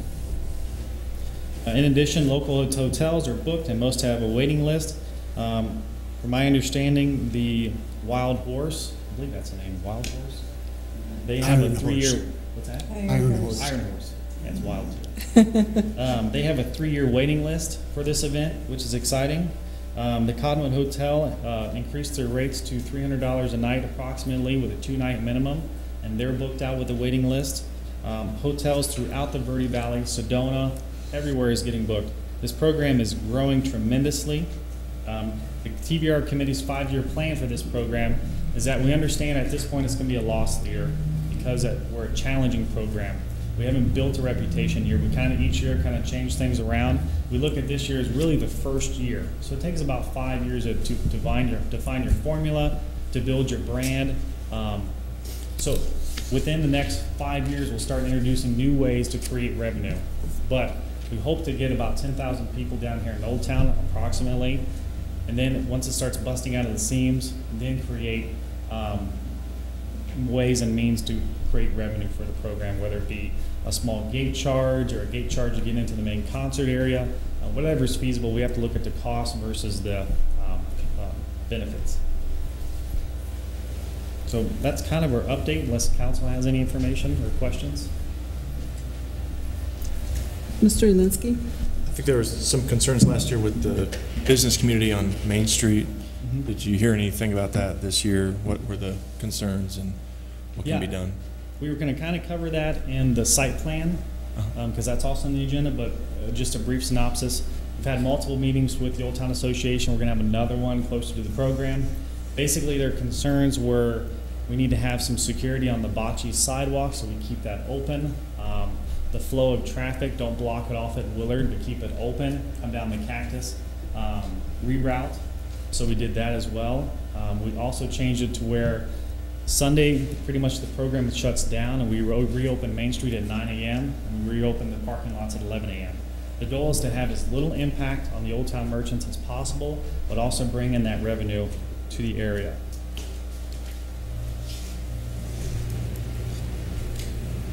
Does that answer your question, Mr. Linsky? Yeah, thank you. Okay, any questions from the council? Any more comments from members of the public on this presentation? I wanted to pile on to Hezekiah's answer to Mr. Linsky's question a little bit more. I think last year the Old Town OTA, the Old Town Association, the business members down here felt that it didn't really pay off like it should have. And I think Hez and the rest of the staff has really taken the concerns that were brought forward in the meetings to heart and put together a program this year that's, I think, is going to be stellar. We seem to be met with a lot of resistance at the beginning of the discussions on this year's event, because a lot of people thought it probably should just go away. You know, we had so many problems last year, and they came back with a format that really covered a lot of the concerns of the businesses, a lot of the concerns of the community members, a lot of concerns of the people from out of town that came up last year for the event and weren't really happy with what they had and were presented with. And so, you know, we kind of started the meetings with this group at kind of a low point, I guess. You know, everybody was a little concerned about how we were going to make it bigger and better, and it's just built. And the publicity we're getting right now, and the people that are calling up and coming up and asking about it. We have a couple signs scattered all over Old Town. You actually have to fight people out of the way because everybody's stopping and taking pictures of the signs to make sure they put it in their phones. They're reading the signs. You know, there's a lot of interest in this year's event, and I think we're going to be back to having an event to be really proud of this year, and that's all because I think Hez has really done a great job this year of listening to concerns of the public and the businesses and trying to alleviate those by modifying things to make everybody happy. Thanks, Mr. Garrison. We have a great team, and city manager and Mr. Faust there supporting our staff, so it's a team effort for sure. And just to add to that, we've been working with the city of Mesa a little bit because they have a motorcycle event that takes place in their downtown district. They actually have an Old Town Association pseudo with the city of Mesa. And they do a motorcycle event once a month, and it's the only program that they shut down their streets for. You get about 5,000 people every month. The same concerns that their merchants have are the same that ours struggle with. Your restaurants, your bars, your service industries do really well. Your shops that sell items and trinkets and stuff like that, they don't do as well that day, but they come back. That's important to remember. And they realize that the businesses do that. It does increase business later, so it might be worth the challenges.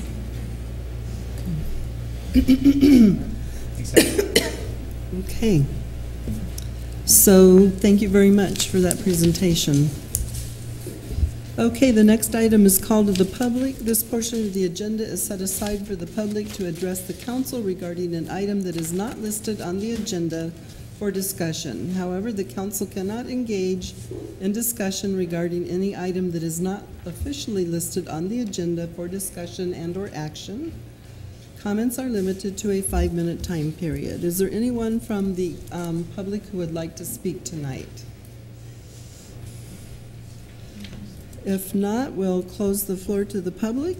And approval of minutes. I found a couple of just typo types of things that I've already sent into the city clerk. One of them was the name of J.J. Silvis was not correct, so I had that corrected. And Matt said he's already got it done and changed the packet. So anything else that anybody else found? You saw a couple small typos. I would entertain a motion. I'll move to You go. approve the minutes. Second. Okay, Mr. Elinsky made the motion, the vice mayor seconded it. All in favor? Aye. Aye. Any opposed? Motion carries. Comments regarding items listed on the agenda are limited to a 5-minute time period per speaker. Consent agenda. The following items are considered to be routine and non-controversial by the council and will be approved by one motion. There will be no separate discussion of these items unless a council member or a citizen so requests, in which case the item will be removed from the consent agenda and considered in its normal sequence on the agenda. Item number 1 is resolution number 2806, appointing Paul Julian as pro tempore city magistrate. Resolution number 2807, appointing E. Lynn Riordan as an associate magistrate. Item number 3 is special event liquor license application submitted by Andrea J. Harless, applicant for the Old Town Association for the Thunder Valley Rally event to be held September 18th and 19th, 2015 in Old Town Cottonwood. Item number 4 is person transfer liquor license application for Michael J. Anderson, applicant for Bootlegger's Saloon located at 1028 North Main Street, Suite B. Item number 5 is remote tasting room liquor license application submitted by Justin L. Ovey, applicant for Arizona Stronghold Vineyards LLC for the tasting room located at 1023 North Main Street.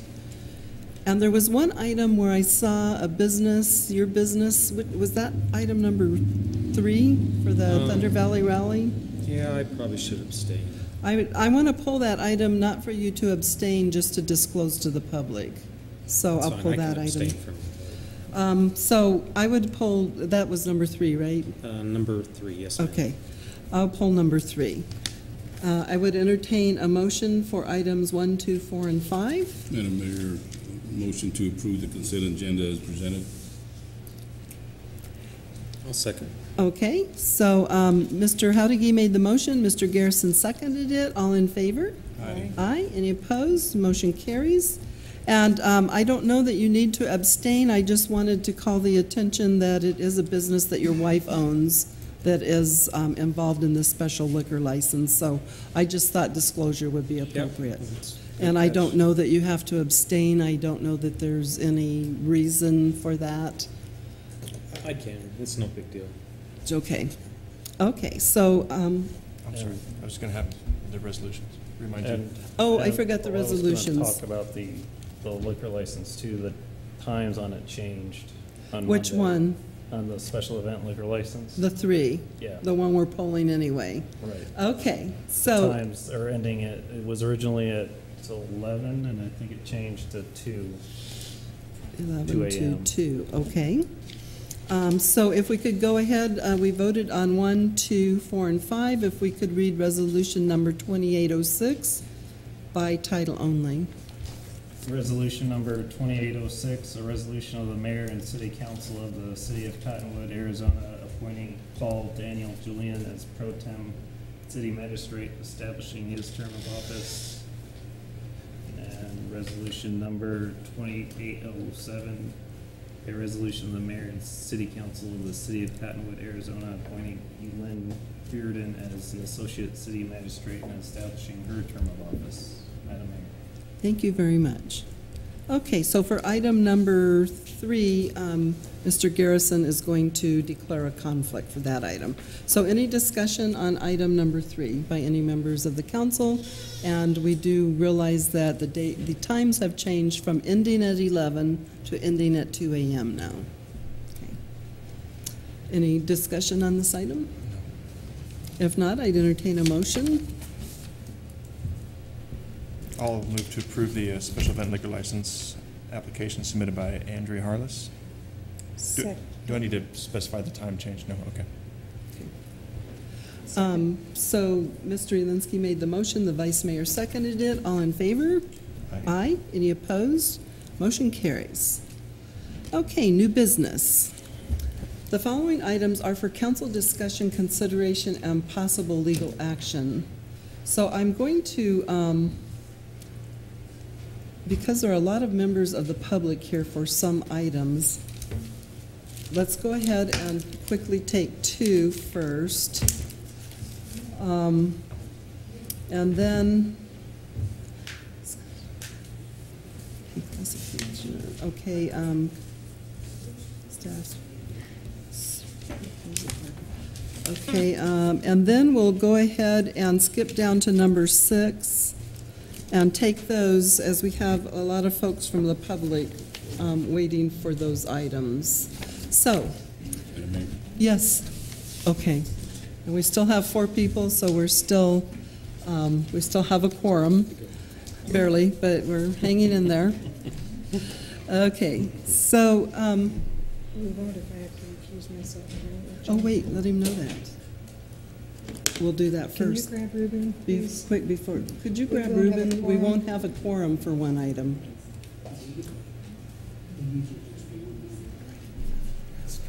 Which item is that? Agenda. Number. Okay. We won't have a quorum for one item. So if we can just do this one item for a quorum, we'll be right back. So just hang in there just a minute. Can you tell me the number? 10. 10. Okay, item number 10, agreement with the Cottonwood Chamber of Commerce to receive 85% of the city's transient lodging bed tax receipts to be used for the promotion, development, and enhancement of tourism and economic development for the city of Cottonwood. And Vice Mayor is going to recuse herself from this item since she works from the chamber, for the chamber. So we do have a quorum to be able to discuss that item, and because I'm not there, who's on tap to talk about that? Lana, were you going to introduce it? We need to talk about it? Okay. So, I'll go ahead and bring it up. Janice and Kathy will be right with you in just a second. Mayor and Council, this is our agreement, our annual agreement with the Chamber of Commerce. As you know, we collect a bed tax from people from lodging. This year, we're splitting up the CEDC and the bed tax between CEDC and the Chamber. Currently, this agreement is strictly for the Chamber. We will be giving them 85% of all of our bed tax will be going to the Chamber. We have another item on the agenda that will designate the remaining 15% to the CEDC.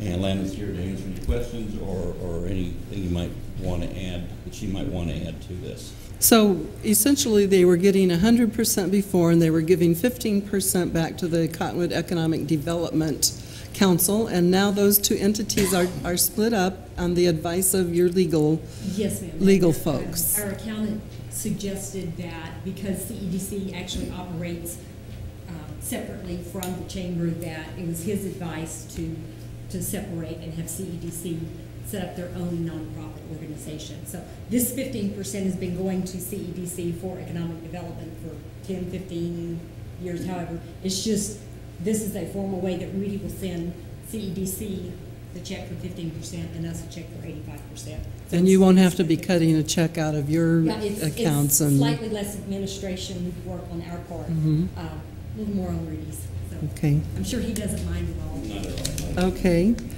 And let's see, that is, so.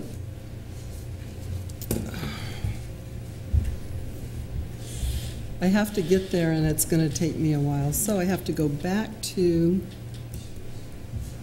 home, and then I have to get on the item. I can save you a step and just make a motion. Thank you. All right. So I'll move to approve the new 3-year contract with the Cottonwood Chamber of Commerce as presented. Second.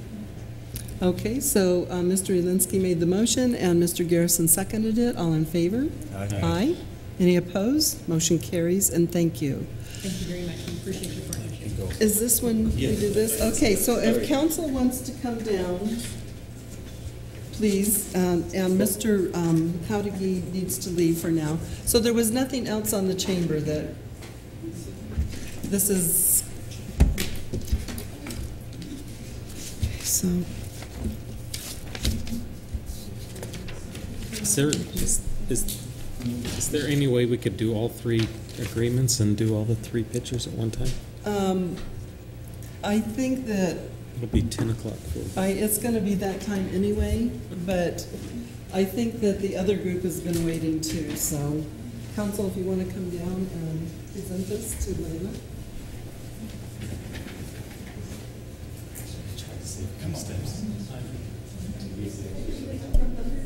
So we want to present this check, and it may vary a little bit, but this generally is what we're anticipating. It's too much of a Okay, thank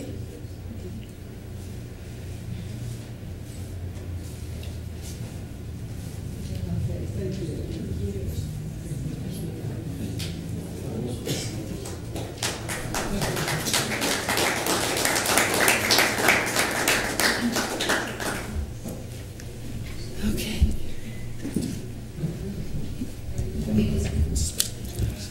Okay, so if we could have Janice and Kathy come up, and then we'll catch the rest of our other entities also. Thank you, Madam Mayor and Council. I'm Kathy Knapp. I'm the co-chair of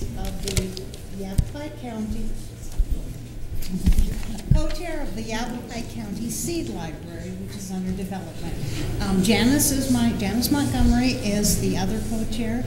We've submitted paperwork, and Janice will tell you what we're doing and explain what a seed library is. I'm hoping you have in your packets, that you have the information in your packets about the little brochure that was presented by the library. Well, a seed library works basically like a regular library, except instead of checking out a book, you're going to check out a package of seeds. And you're going to take those seeds home and grow them, save some seeds, check them back in at the end of your growing season. This is a concept that is really growing all across this country. We're only going to be the second one here in the state of Arizona, though. PIMA County started their seed library a couple of years ago. They're huge. They have 18 branches, and they're huge, and they've been helping us with this. But we want to start this whole concept here because, well, I've been teaching gardening for many, many years, like probably 20-some years. And I've gotten really excited about the saving of seeds, which people used to know how to do. I'm sure that your grandparents and great-grandparents, if they were farmers, they knew how to do this. We've lost that. We've lost the ability to know how to save the seeds. We just think about, oh, open up a seed catalog and order them from someplace. But our focus here is going to be developing seeds that work really well in our climate.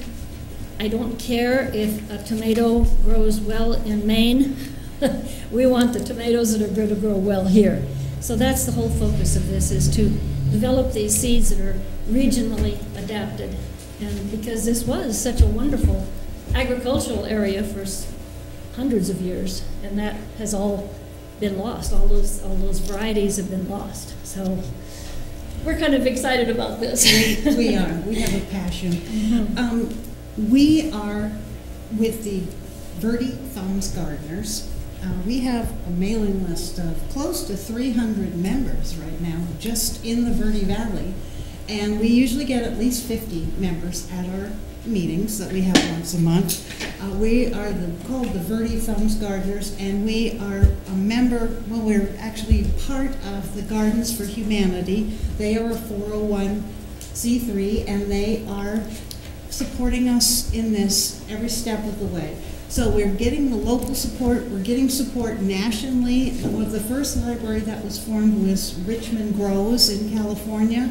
They are working with us also. We're not trying to reinvent the wheel. We are taking this concept and running with it. It's a very cutting edge concept. People all over the world are beginning to embrace this. Janice went to the Seed Saving Conference in Tucson this year, and there were 9 countries represented. So we're starting small. But each time that the seeds are returned at the end of a season, we have stronger seeds adapted to this area, and gradually we're going to get more and more people involved. Janice is teaching classes, she'll tell you about that. We want to get children involved, the teen group at the library involved. Vanessa Ward, the library manager, has been just incredibly supportive. Our seed library will be set up within the library, but we will be completely in charge of the seed library. This will not come, and nothing out of the library's budget, none of their staff, but they're being very supportive of what we're doing. Okay. And did you want to comment on anything, Vanessa? Do you have anything to add to that at all? No, we're actually just looking forward to hoping this endeavor works with the library. Thank you. And we have our grand opening scheduled for September 12th, right? Yes, September 12th. So you will all be getting an invitation to come to our grand opening. So we're going to be teaching. I got classes scheduled, 2 different classes in August, because we have to teach people now how to save seeds. We've lost that knowledge. So we're having these classes at the library, and at one class is going to be at the rec center, which is a much bigger room. We'll be able to have more people. They're free classes, and the neat thing about this, the seeds are free.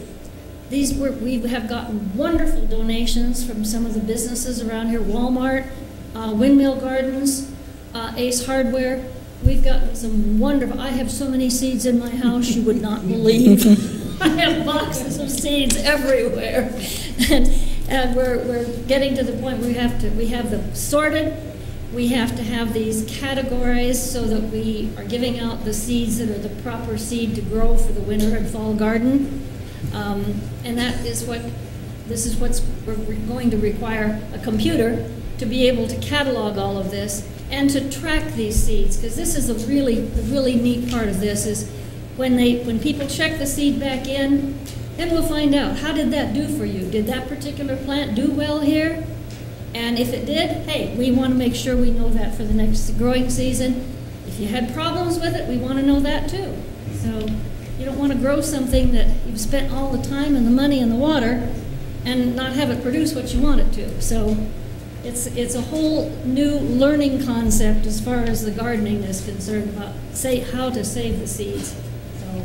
And I see that William Eaton is in our audience, and I know that he's been very supportive with the Old Town Center for the Arts, and you've had some meetings there and events there at the Old Town Center for the Arts, so we know that he's quite supportive of this whole thing also. Well, he just mentioned that we could have, there's some really interesting movies out there now about saving seeds, and he just said, yeah, we could hold, have a movie there. Oh, wonderful. On the seed program. Fantastic. So, yeah. And so, we've gotten a wonderful amount of support, and Gardens for Humanity in Sedona, Richard City has been very, very supportive with this. So great. He's got some labeling software, which we don't have, and we're going, this Richmond Saves, Richmond, California, they have software that they say is free. Don't know anything about what it is, but that's what we're going to, find a computer, a laptop that we can use that'll be dedicated for this type of information. Right. So what it is they do need some tools here, and of course, in talking with Vanessa, her team just doesn't have time to do all this record keeping for this, and so the volunteers have said that they're going to do it themselves, and they're not going to impose on staff that we don't have to do this job. They're going to do it. So in talking with them, they needed a computer, and I thought, well, we can ask the council what they think about that and whether they want to assist them. They have some sales going on at Office Max at the end of this month, and so this date kind of worked out well. So they're going to have some computers going on sale, and we're thinking around $300, but you never know, so we put the request between 3 and 5, and they can present the bill, and if it's whatever that is, between 3 and 5 or less, that's the amount that they would get paid from council contingency. Vice Mayor? Rudy was just doing this. What is that? What are you doing? I'm not going to say no. He was giving us the high sign. Might I suggest that rather than saying saying $300 to $500. Just give us give them a $500 limit, and if you would like, we can have IT sit with you and make sure that you have specifications for software. We can go ahead and help you take out the computer, and if you put a limit of 500, we know how much we can spend. That works for me. That would be wonderful, because we're neither Kathy or I are very techy. So once you get your 70s, it's all over. You try, you really try, but.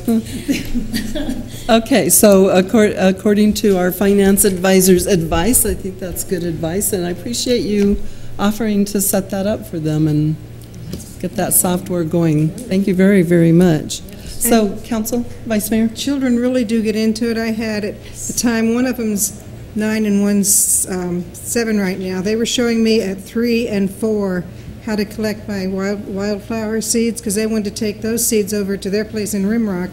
Now they've got the same flowers I've got, but the kids are really into it, how to collect those seeds. Right. It's a good program. They are, and we have a huge box of flower seeds. I haven't even begun to count or categorize those at all.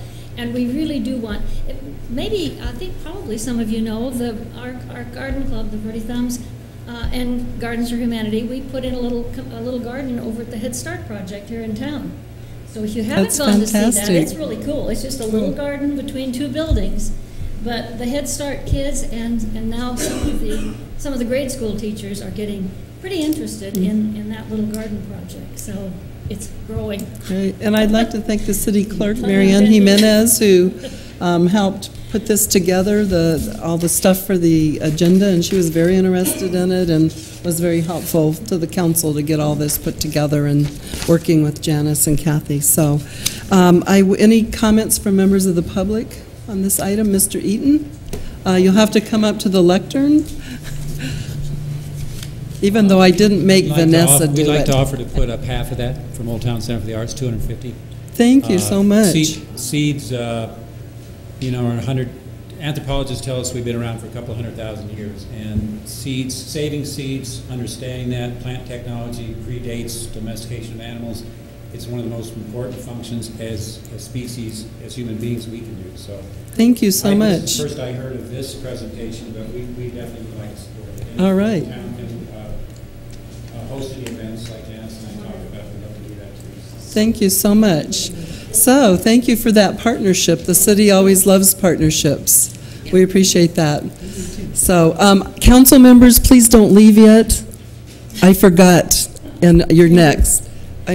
Chamber, well, Linda was council, chamber members. I'm going to introduce you in just a second, which I didn't do that, and I should have.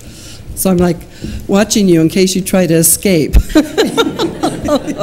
So I would entertain a motion on this item. I'll move to approve, should I approve $500? I'll just approve $500. Yeah. We're going to approve $500 out of council contingency funds to support your program. That would be so wonderful. That would also enable us to get a projector so we can do some really neat things with, with movies and so forth about, because there are some really good movies about seed problems that are in the world today. So that'd be so helpful too with classes. Okay. You have to teach them about squash sex. All right. Okay. Thank you very much. So, Mr. Elinsky, did you make the motion? Yes. And you seconded it? All in favor? Aye. Aye. Opposed? Motion carries. Thank you. Go and be fruitful. Madam Mayor, I don't want to be screwed, but I want to be clear that the motion was for a sum certain instead of an amount not to exceed. It was up to $500. Okay. Is that what? It was. I didn't specify if it was for a specific purpose for the buying of the laptop, so I guess. Okay. Do you want us to you might want, it got a little confusing. There was a range, then there was a proposal for a not to exceed amount, then there was a generous offer of assistance. Mm-hmm. So I think for the record, and so staff can carry out the council's true intent, and there not to be any confusion. My true intent was to actually give them $500. And if they get $250 from William, then that's wonderful. And they have $750 to help their program. So if the rest of the council's on board with that, then great. Otherwise, we can. That works for me. Works for me. Okay. Perfect. Does it work with Rudy? Oh, I was suggesting an up to. Okay. That way we can get them all equipment good for Great. Okay. And then we'll have another donation, and if they need something else, then maybe we can work, that can work itself out too. Yeah. So now is it clear? I mean, but we didn't make another official, we're just talking about it. No, if Mr. Linsky's motion was for a donation of a sum certain, which is how I heard the motion articulated, and that was the intent of the council, then the motion is passed, was that the city would give the organization $500 out of the council's contingency. Yeah. Okay. Okay, so yes, I agree. Okay. Number 6? Yeah, well, first of all, I would like Lana to bring her team up, her chamber board members who have been sitting here for 2 hours now, along with everyone else that's waiting for their item, and introduce her board members, whom we greatly appreciate for all of their work in the community. And Karen? Oh, they know me. Okay. If you go down there, it makes us only 3. Okay. Staff, okay. So, Krishna Oliva Del Rio is our Director of Operations. Karen works part-time as our office manager assistant, executive assistant. We let her pick her own title. She is vice mayor after all. And we do have some board members here with us. We have Linda Norman, who is our treasurer. Lori Mabry, who's a board member, also the chair of our tourism committee, and Amy Brown, who is past chair. We also had Tahona Epperson here with us a little earlier, who's a board member. So. And we're sorry Tahona had to leave, and so if you would all stand there and.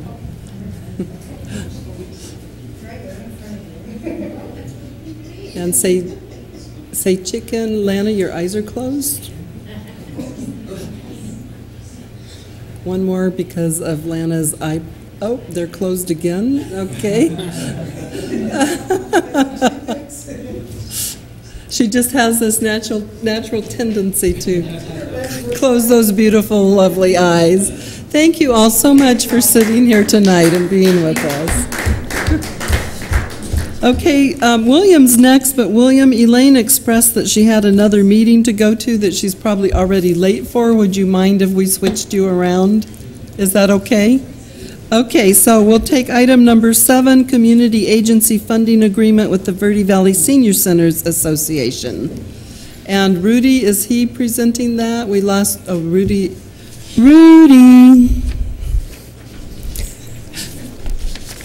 Sorry, but item number 7, we're rolling through these fast. People are getting antsy about going home.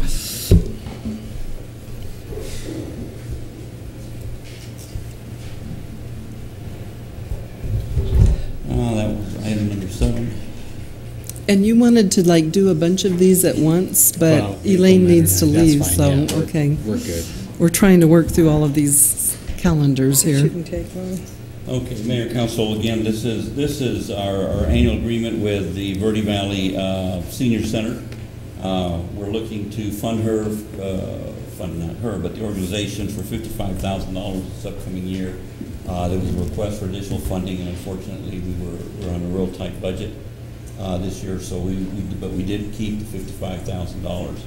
I did want to mention that Elaine and I have had a couple conversations about looking for ways to get additional support for our organization. We've been trying to meet, but it seems like she's busy, I'm busy, and we can't coordinate. But we will be meeting hopefully in the next month or so to try to figure out ways that we can try to get some additional funding for the organization, be it through fundraising or maybe soliciting the other governmental agencies for additional support. So any comments? Would you like to make any comments, or we have a check for you that we're going to bring down to you too, so. Okay, well, thank you. I did email you today to see if you're available next week, but you were, are you? Oh, you don't know yet? Okay, right. So this is how it goes between us, you know, but thank you. I graciously accept the $55,000 to help our much needed in support of our program. There are just so many. We're at the point we're actually turning people away. we have waiting lists for people to receive a meal. This is wrong, but but I've mentioned it before, so just be thinking about how else or you might help us, and also you might have some bright ideas we haven't thought of yet. And thank you very much. Thank you. And I did want to mention thank you, Diane, for coming to our 35th anniversary, the Magical Jubilee. Oh, and that was so much fun. I really enjoyed it. Right. Right. And I did talk to Chris, and for some reason his last name is like not here, but from NACOG. Thank you, Chris Fetzer. I talked to him Chris Fetzer, yeah. last time I saw him about people having to wait for Meals on Wheels. Yes. And about how that this kept people in their homes, and it cost us a lot more as taxpayers if they don't get a meal every day and they have to go to the nursing home.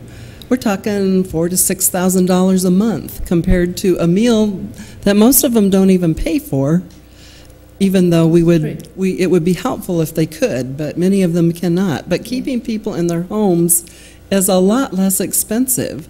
And he admitted to me, yes, we have people on the waiting list, and there's not much we can do about it. So There should be something.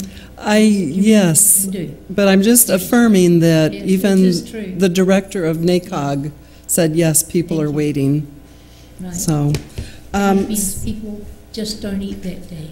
They just don't eat. well, they're coming out of hospitals. I mean, the Verde Valley Medical Everywhere. Center has the new program of trying to keep people in their homes and not being readmitted. Yes. And this is a meal. They need a meal if they're not able to cook.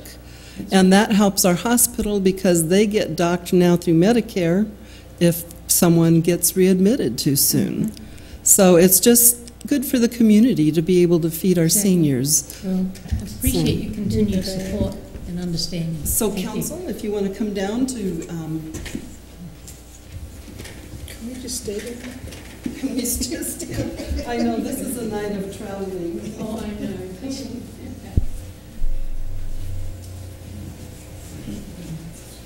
Filling up and the city manager guys do a whole lot of work helping our council keep up with all of these. In fact, you do all of the work for us. Thank you.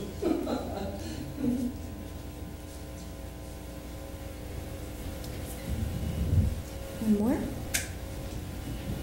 We're good. Thank you very much.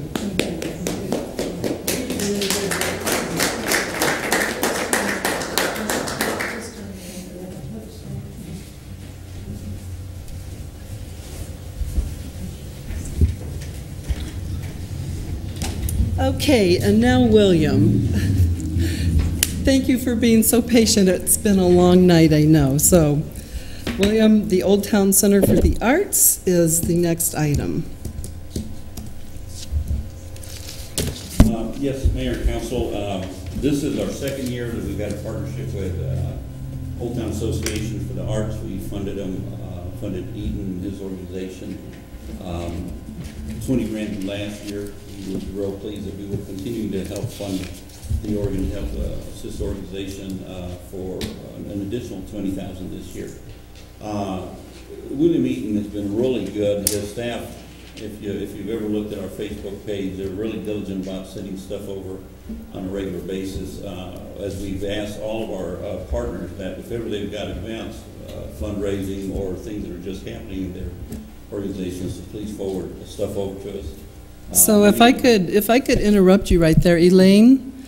I know you guys send a little bit of stuff over, but if you send over your activities and what's going on, Rudy will post them on our Facebook page. And we have 1,500, do we have 2,000 friends now?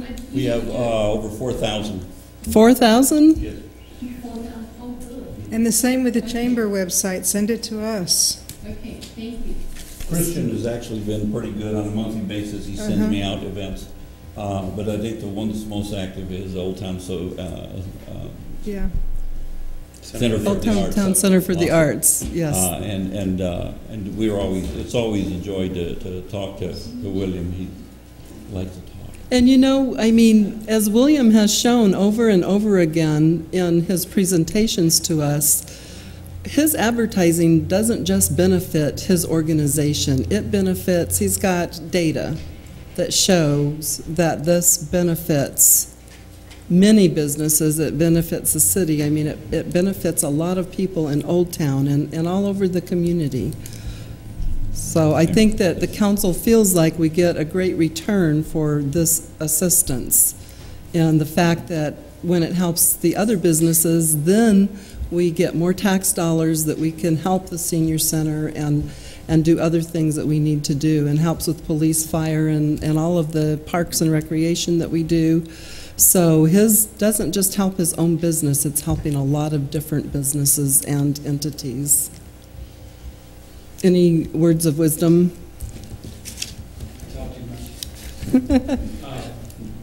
We appreciate Madam Mayor and Council and Doug and everyone, Stephen, Rudy. We very much appreciate the support, and we pledge with this agency funding to at least double your investment. And probably multiple times that, as we've done in the past, and that's and we feel great that you have the insights to recognize that, and it does go beyond Old Town Center for the Arts.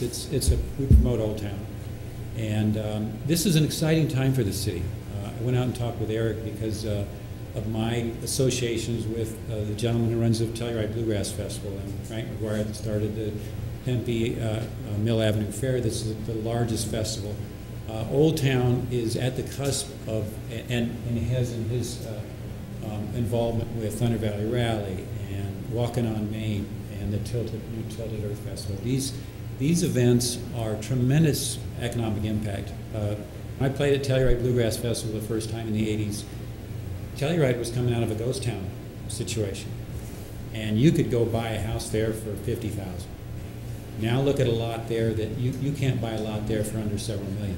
Just a broken down old house. Not to say that will happen in Old Town in the next few years, but again, seeing it, having the perspective of seeing what happens over time. And you said, Diane, about going to the meeting in Sedona, $450 million that the Sedona city brings. A couple initiatives that we're going to get real active with is we're going to join the chamber at Sedona. Because we'd like to be ambassadors for Old Town. And so either myself or Lena, who can attend those meetings, we're going to try to draw more business over here. And now, certainly for us, but you know, Old Town. When we announce our musicians that come in every week, you see the headlines. Usually they're Maria Moldar comes to Old Town, or David Bromberg comes to Old Town. Those are ways that we try to benefit the community. The second initiative, we hired a social media manager. What we're learning, the old school press releases, which we do, we've generated 400 or 500 in the last several years. Those get to print media, but as we're all finding out, especially the younger generations communicating through all the social medias, Facebook is big, and so, and Twitter and Instagram, actually for the younger kids, is even bigger. So our social media manager will take the content we create and try to get this out to different networks. And Elena has been doing this, and we had a consultant helping, but this new person we feel is going to hopefully really multiply what kind of communication we do. And we'll have her be in touch with Lana and Hez and Rudy and all the folks that are, so we have help with that coordinated effort. Great, fantastic. So we have this. If the city manager and Mr. Rodriguez want to come up, getting your exercise tonight? I sure am.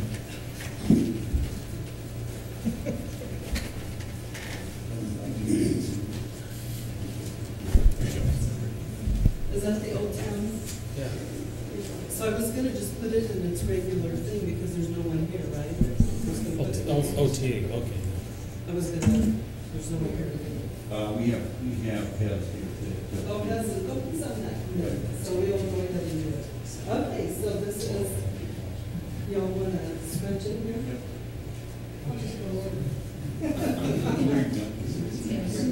You won't cover me. No.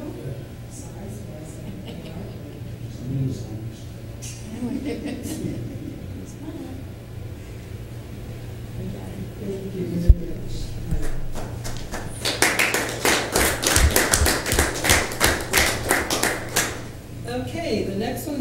Town Center, or I mean the,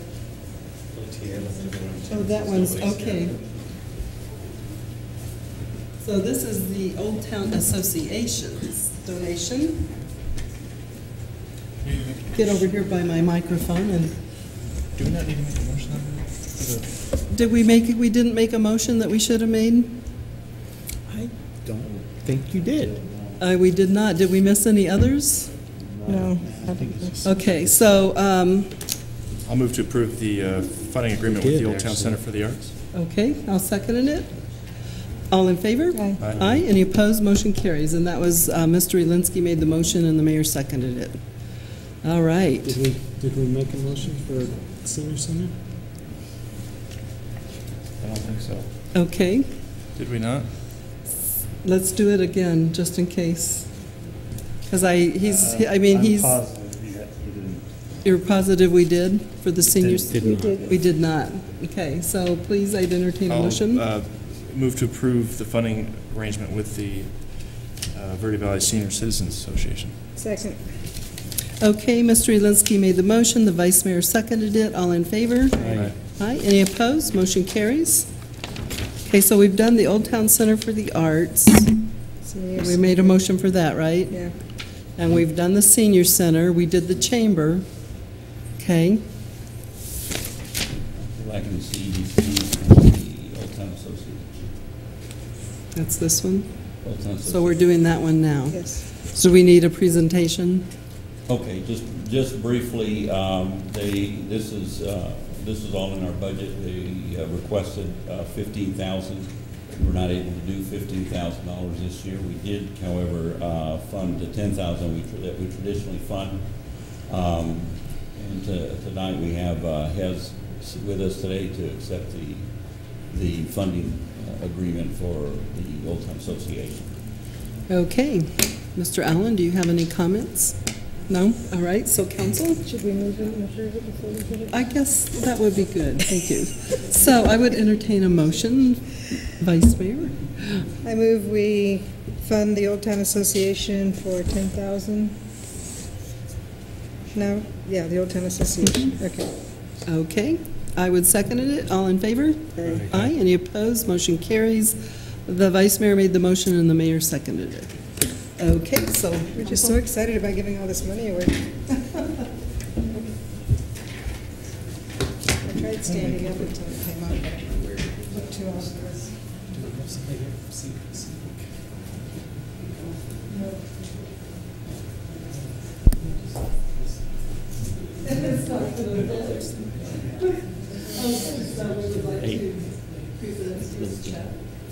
On behalf of the citizens of Cottonwood.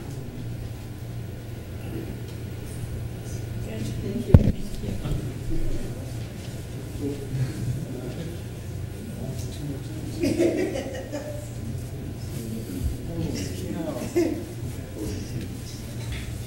We're going to have to fund new Cottonwood carpeting. calisthenics. We're going to have to fund new carpeting. Wearing it out.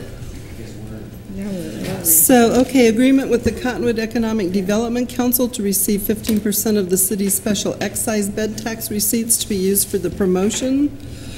And Doug and I are both members of the Economic. Lana.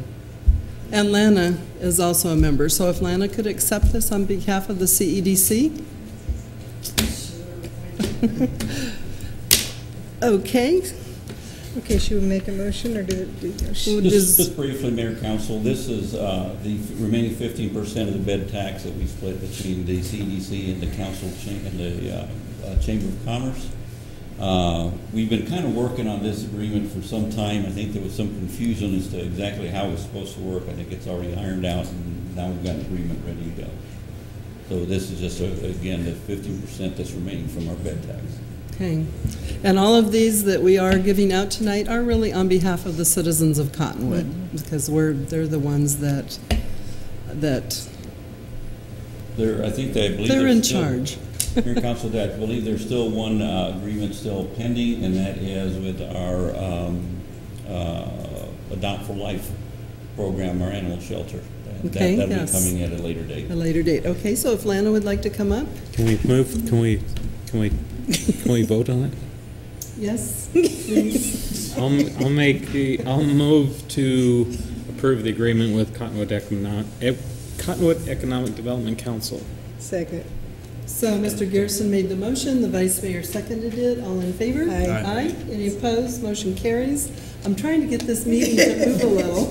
We have employees that are ready to get up and go to work tomorrow. This is it, right? Yeah, this is the last one. I get the money since he's not here.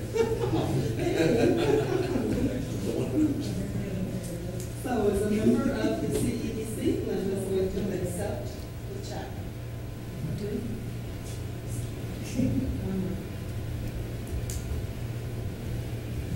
You let these pictures look like usually look like this.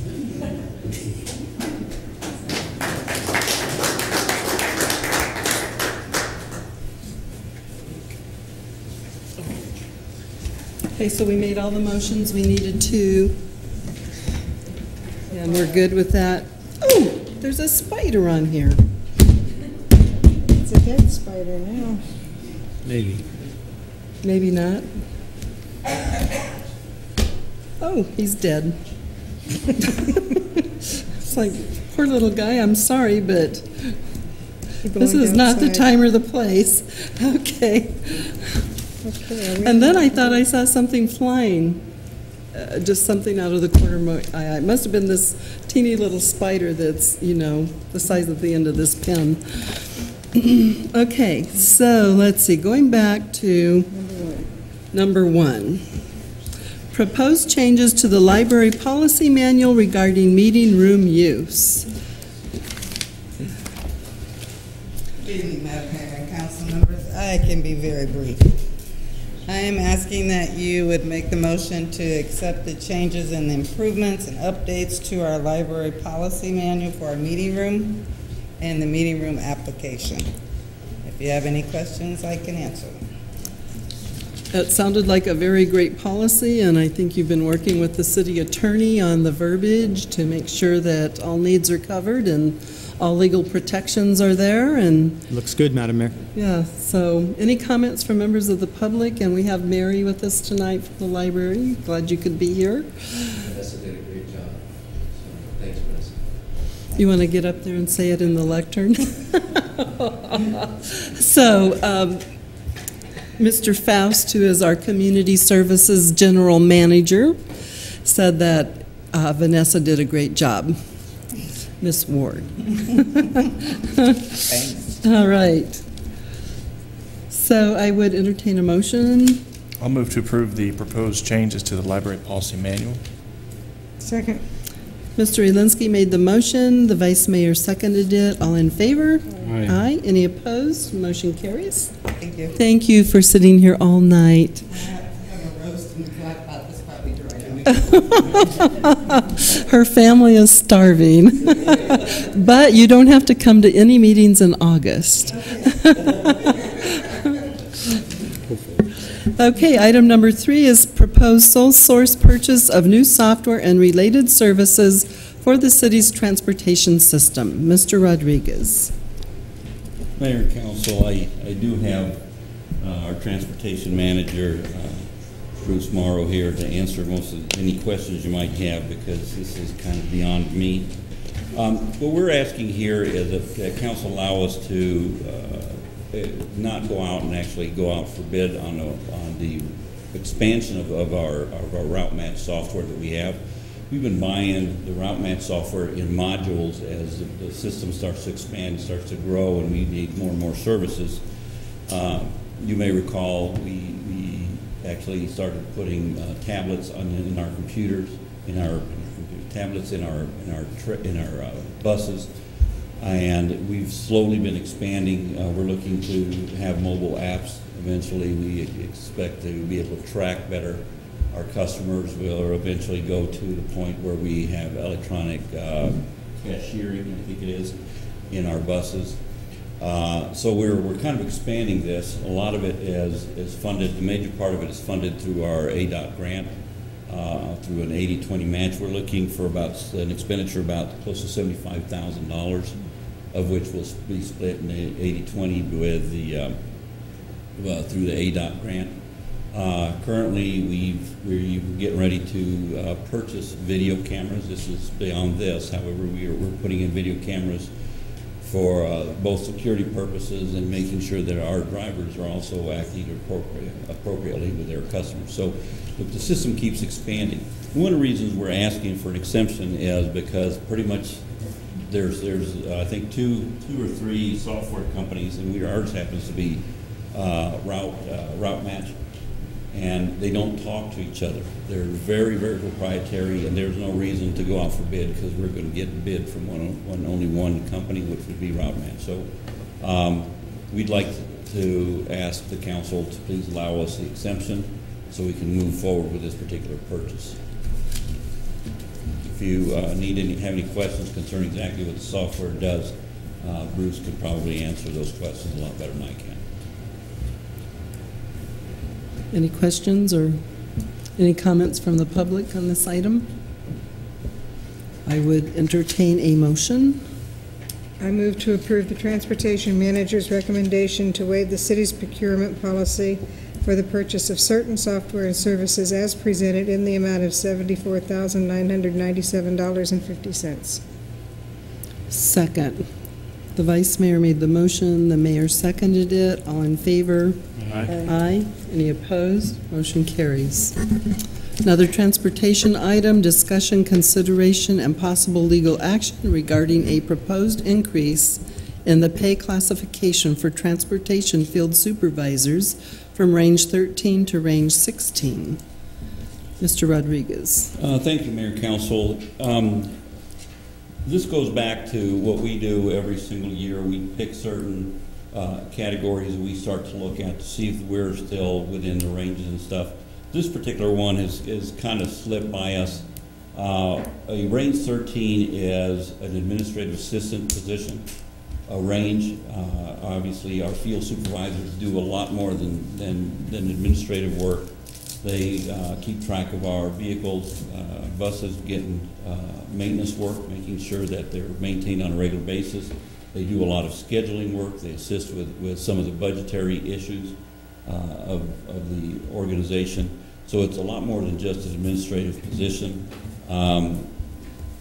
When we're talking to Bruce and Iris, our HR manager, we kind of came to an agreement that they were at 13 was a little bit too low for the kind of work that they have to do. When we presented the range 16 to our personnel consultants, they didn't say much about it. What they did say was that they didn't want them to be exempt, and we agreed that we'll take the 16 and not make them exempt individuals. So currently the two field supervisors that we have, one of them will not be affected salary-wise because he's already well within the 16 range. The other field supervisor, the newer of the two, that one will have just a slight adjustment in their salary in order to make sure that they're within their 16 range. So it's really not much of a cost. Of course, then any cost changes will be absorbed between us and the ADOT grant.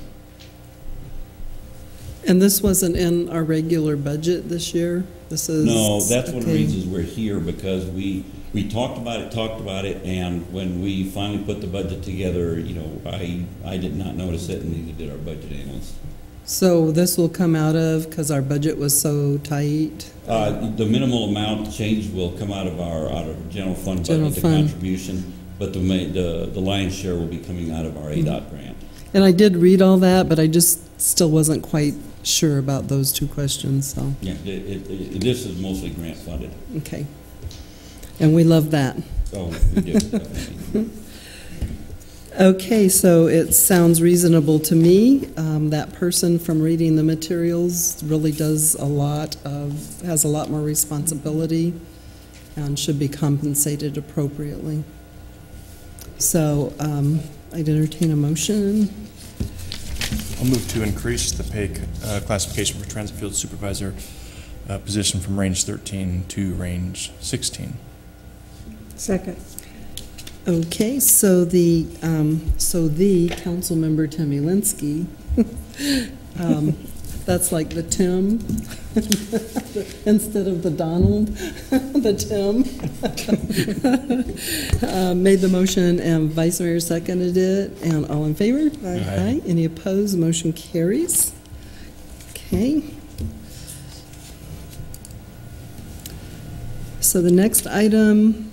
Thank you, Mayor and Council. Thank you very much. Is discussion, consideration, and possible legal action regarding staff's proposal request to close Main Street between PIMA Street and Cactus Street, to close the parking lots located at the council chambers, tavern, restaurant, finance, human resources building, civic center, city hall, Old Town Activity Park, and Old Jail parking lots, and to reserve on-street parking areas from Willard Street to Pima Street for motorcycle parking only for the Thunder Valley Rally event scheduled for September 18th through the 20th in 2015. Mr. Allen. Madam Mayor, Council, staff's main priority along with the committee was to ensure that a balance was struck between entrepreneurial needs and safety in Old Town. We've met consecutively since November to review this site plan with the police department, the fire department, public works. We've met once with the Old Town Association as a whole with all the merchants down in Old Town, and then a couple times actually with the Old Town Association to review this plan. The only changes from what the Old Town Association, the merchants were requesting was that public safety and public works suggested that we close down at 4 a.m. on Friday, from basically the tavern parking lot down to the Old Town Jail, instead of staggering that close because it would be too much of a challenge to try to move cars out once the event kicks off and setup's complete. For the most part, that's been the only change. From last year to this year, we've removed the fencing that surrounded Old Town. Now there's 3 select beer garden areas, so you can't walk up and down the street with your bar or with your beer or your beverage. This helps out the businesses on Main Street because they were having to provide security so people came in and out. So it helps streamline things a bit. So it's pretty much the site plan. Any questions? Questions? Mr. Garrison's been on that committee, so he's cognizant of all the No, I think it's going to be a much better layout this year, and it'll be better for the community, better for the businesses, and better for the visitors. I think it'll be the right way to go, and this is a great example of working with everybody to come up with the best possible solution. Okay, excellent. Anybody from members of the public want to comment about that item? If not, I'd entertain a motion.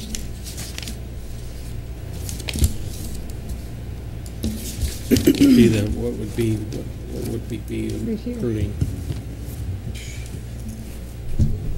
Move to authorize the closure of Main Street between Pima and Cactus Streets, as well as the parking lots located at the City Council Chambers, Tavern, Restaurant, Finance, HR, Civic Center, City Hall, Old Town Activity Park, and the Old Town Jail, and to reserve on-street parking areas on Main Street between Willard Street and Pima Street for motorcycle parking only for the Thunder Valley Rally event September 18th through the 20th, 2015. Second. Okay, so Mr. Garrison made the motion, the Vice Mayor seconded it. All in favor? Aye. Aye. Any opposed? Motion carries. Okay. Item 11. Item number 11, resolution number 2808, establishing a convenience fee for online payments. Yes, Mayor and Council. This is in reference to the $3 convenience transaction fee for use of the portal. This is not a charge on the use of the credit card. So it is only for the use of the portal. And one of the reasons we have to do this, or we requested that this be done, is there is an additional fee to have that online portal. That online portal, what ends up happening is all of our data that we have as far as usages, everything, the bill itself, will all be uploaded into this portal so that every single customer will be able to log on if they want to, view their bills if they want to. But it's costly to the utility company. So we're asking that anyone who uses that for payment purposes take part in helping subsidize the cost of that. The water department over the last few years has been doing a lot of things to try to reduce its costs, and this is just adds another layer of cost to them. And all we're asking is those people who actually want to use this can go ahead and use it, but they're probably going to have a $3 charge to help pay for the extra cost to try to get this portal online. We had looked at it when we had the old software, but it was so cumbersome and so darn expensive that it really wasn't worth our while. And at the same time, we were looking at bringing in this new ERP software, Springbrook. With that coming online, it's cut our costs quite a bit to make it a little bit more affordable to us, but it still has a cost, and that's why we were asking council to approve the $3 charge on the use of online payments through the portal, not necessarily a charge on the use of credit cards. Customers can still walk in and pay out with their credit cards, call in credit cards, but the minute they use that portal to pay, they'll be asked. A window will pop up and saying this is going to be a $3 charge. Are you wanting to accept it? And then they have the options to go accept it or not. Mr. Linsky? My only question would be if when that window pops up, can we list the other ways that they could pay without paying the $3 fee? That was on a request. We'll see if we can modify that. If we can't get it on the window, we may put it on the web page itself, okay, telling them the other options to go ahead and pay and not have to pay the charge. I've got a question. How much does it cost to have a person sit at the window and collect a payment? Well, it's expensive. So wouldn't this be a cost savings for the city to provide this service so that we don't have the windows inundated with people coming in to make their payments once a month? To me, it seems like we're making life better for the customer, but we're also making life tremendously more easy for the city because we're not going to have to staff extra windows. We're not going to have to deal with people sitting there talking on the phone, collecting credit card information, or standing there in person collecting credit card information. To me, the cost of this should be borne by the water system in total, just like the cost of the people sitting behind the counter collecting checks or cash or credit cards is paid by the system as a whole. So I'm not necessarily in favor with this convenience fee because to me, the city's already going to save money and save resources by providing this service. And so we're going to save without charging the customer an additional charge to do something that actually benefits us at the end. That's kind of the way I'm seeing it, but I may be missing something. Well, again, remember that this is, right now, we get a lot of credit card customers. A lot of people come in to pay. Actually, we have a lot of seniors that come in and pay, and they don't come in, they only come in because they want to converse, believe it or not. And we understand that there's going to be a savings, but this is something that chances are we've got 9,000 customers. We doubt very much that we're going to have a huge amount of people paying online. Many of our customers, we already encourage them to go through these other routes that don't cost the city any money and don't cost the customer any money, using bill pay and going automatic. This is a service that we have asked for, that people have asked for. Very specific, a very small group of people, and we're going to have this additional cost on it. Is it going to create a savings in time? We believe it probably will, but it won't be enough to eliminate a position. We have a very select group of people that will actually go online and sit there and pay, okay, online. Because over the years, we've encouraged them to use these others that won't cost, and we would like to continue to have those people, and we would like to eventually not have this option at all. Unfortunately, because it's available through APS, who charges, Unisource, who charges, and all these other utilities, they all charge for the service because they know how expensive it is just to upload the information and maintain an entire database of 9,000 people for that 300-400 people that are going to use it. That's the issue we're facing here, is we have to upload a huge amount of data for just a select few that are using it, because we already have a large group of people that do online, not online, to do ACH. Bank pay. And then do pay, bill pay from their banks for free. So this is adding an extra cost layer. Are we going to lay people off because we're going to put this and it's going to put someone out? No, we're not going to have. We're not going to have less work. We will just redirect the work somewhere else. And we've done the same thing, mind you. We've been trying to reduce the load that the front clerks have. We outsource our billing to try to save money. And plus the machine is killing us. We've done the lock boxes, the e-locks through our bank, which a lot of our mail now goes through there. We're trying to create savings. This one puts more of a cost load on us, and it won't bring in enough savings to actually eliminate a position. It actually just increases our costs. Mr. Alinsky? I can see Councilmember Garrison's point on this, though, and I think that but there's that balance there where enough people have to use the system for it to be cost effective, you know. But I do understand his point. I guess, you know, I'd like to kick it off with the $3 fee and then see how much use it gets and see what kind of feedback we get from it. I mean, I don't know what that tipping point would be, though, where this would be cost effective. And the other cities and towns also do this, is that not correct?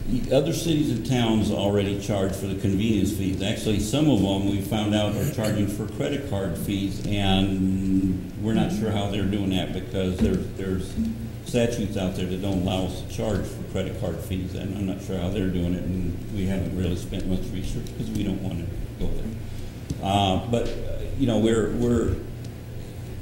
this is, to us, this is a starting point, okay?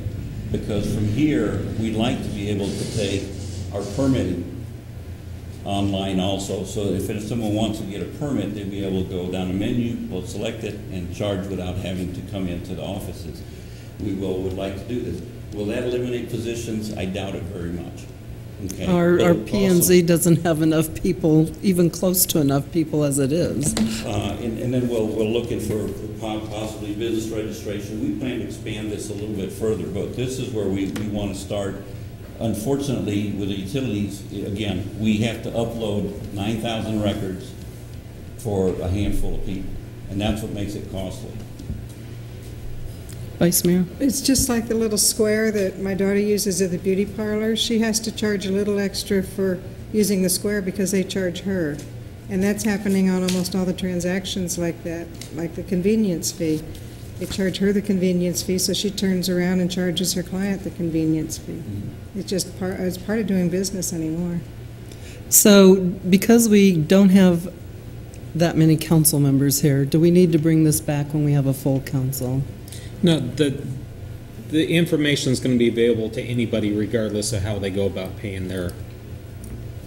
Oh, certainly, that's going to be readily available.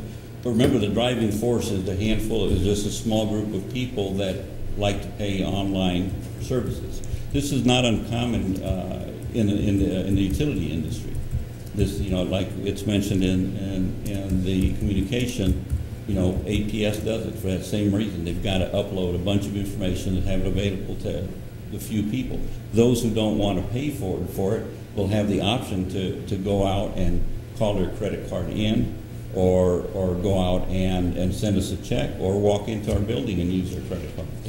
It's just that we have to provide this convenience of having all this information out there for everybody. It does cost us some money. Is the system that we're implementing going to be capable of doing an equalizer? We're looking for several options. I mean, we just converted a few months ago, so we're looking at possibly doing the equalizer setup where we can go ahead and just do a monthly payment that's stable. We're also looking for programs such as I think the SAVE program that's I think it's APS that has it, where if you would like to contribute, we'd like to be able to do that. But that would, of course, we're looking to NACOG to be able to handle that. So there's still a lot of growth that we can do on the system. We just, right now, we're trying to take some of the things that people have asked us for, and this is one of those items that the council has requested for a couple of years before we started the ERP.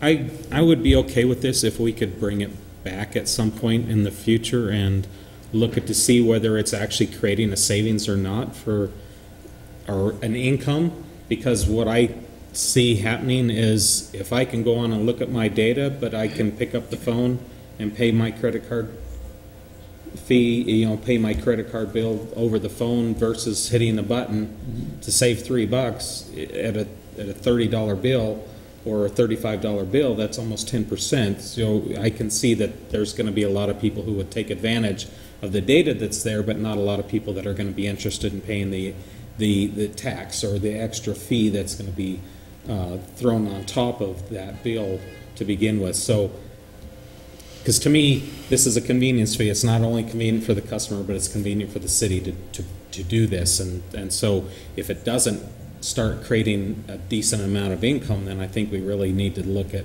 whether it's appropriate to continue to charge for it or just absorb those fees into our daily operating expenses as it is.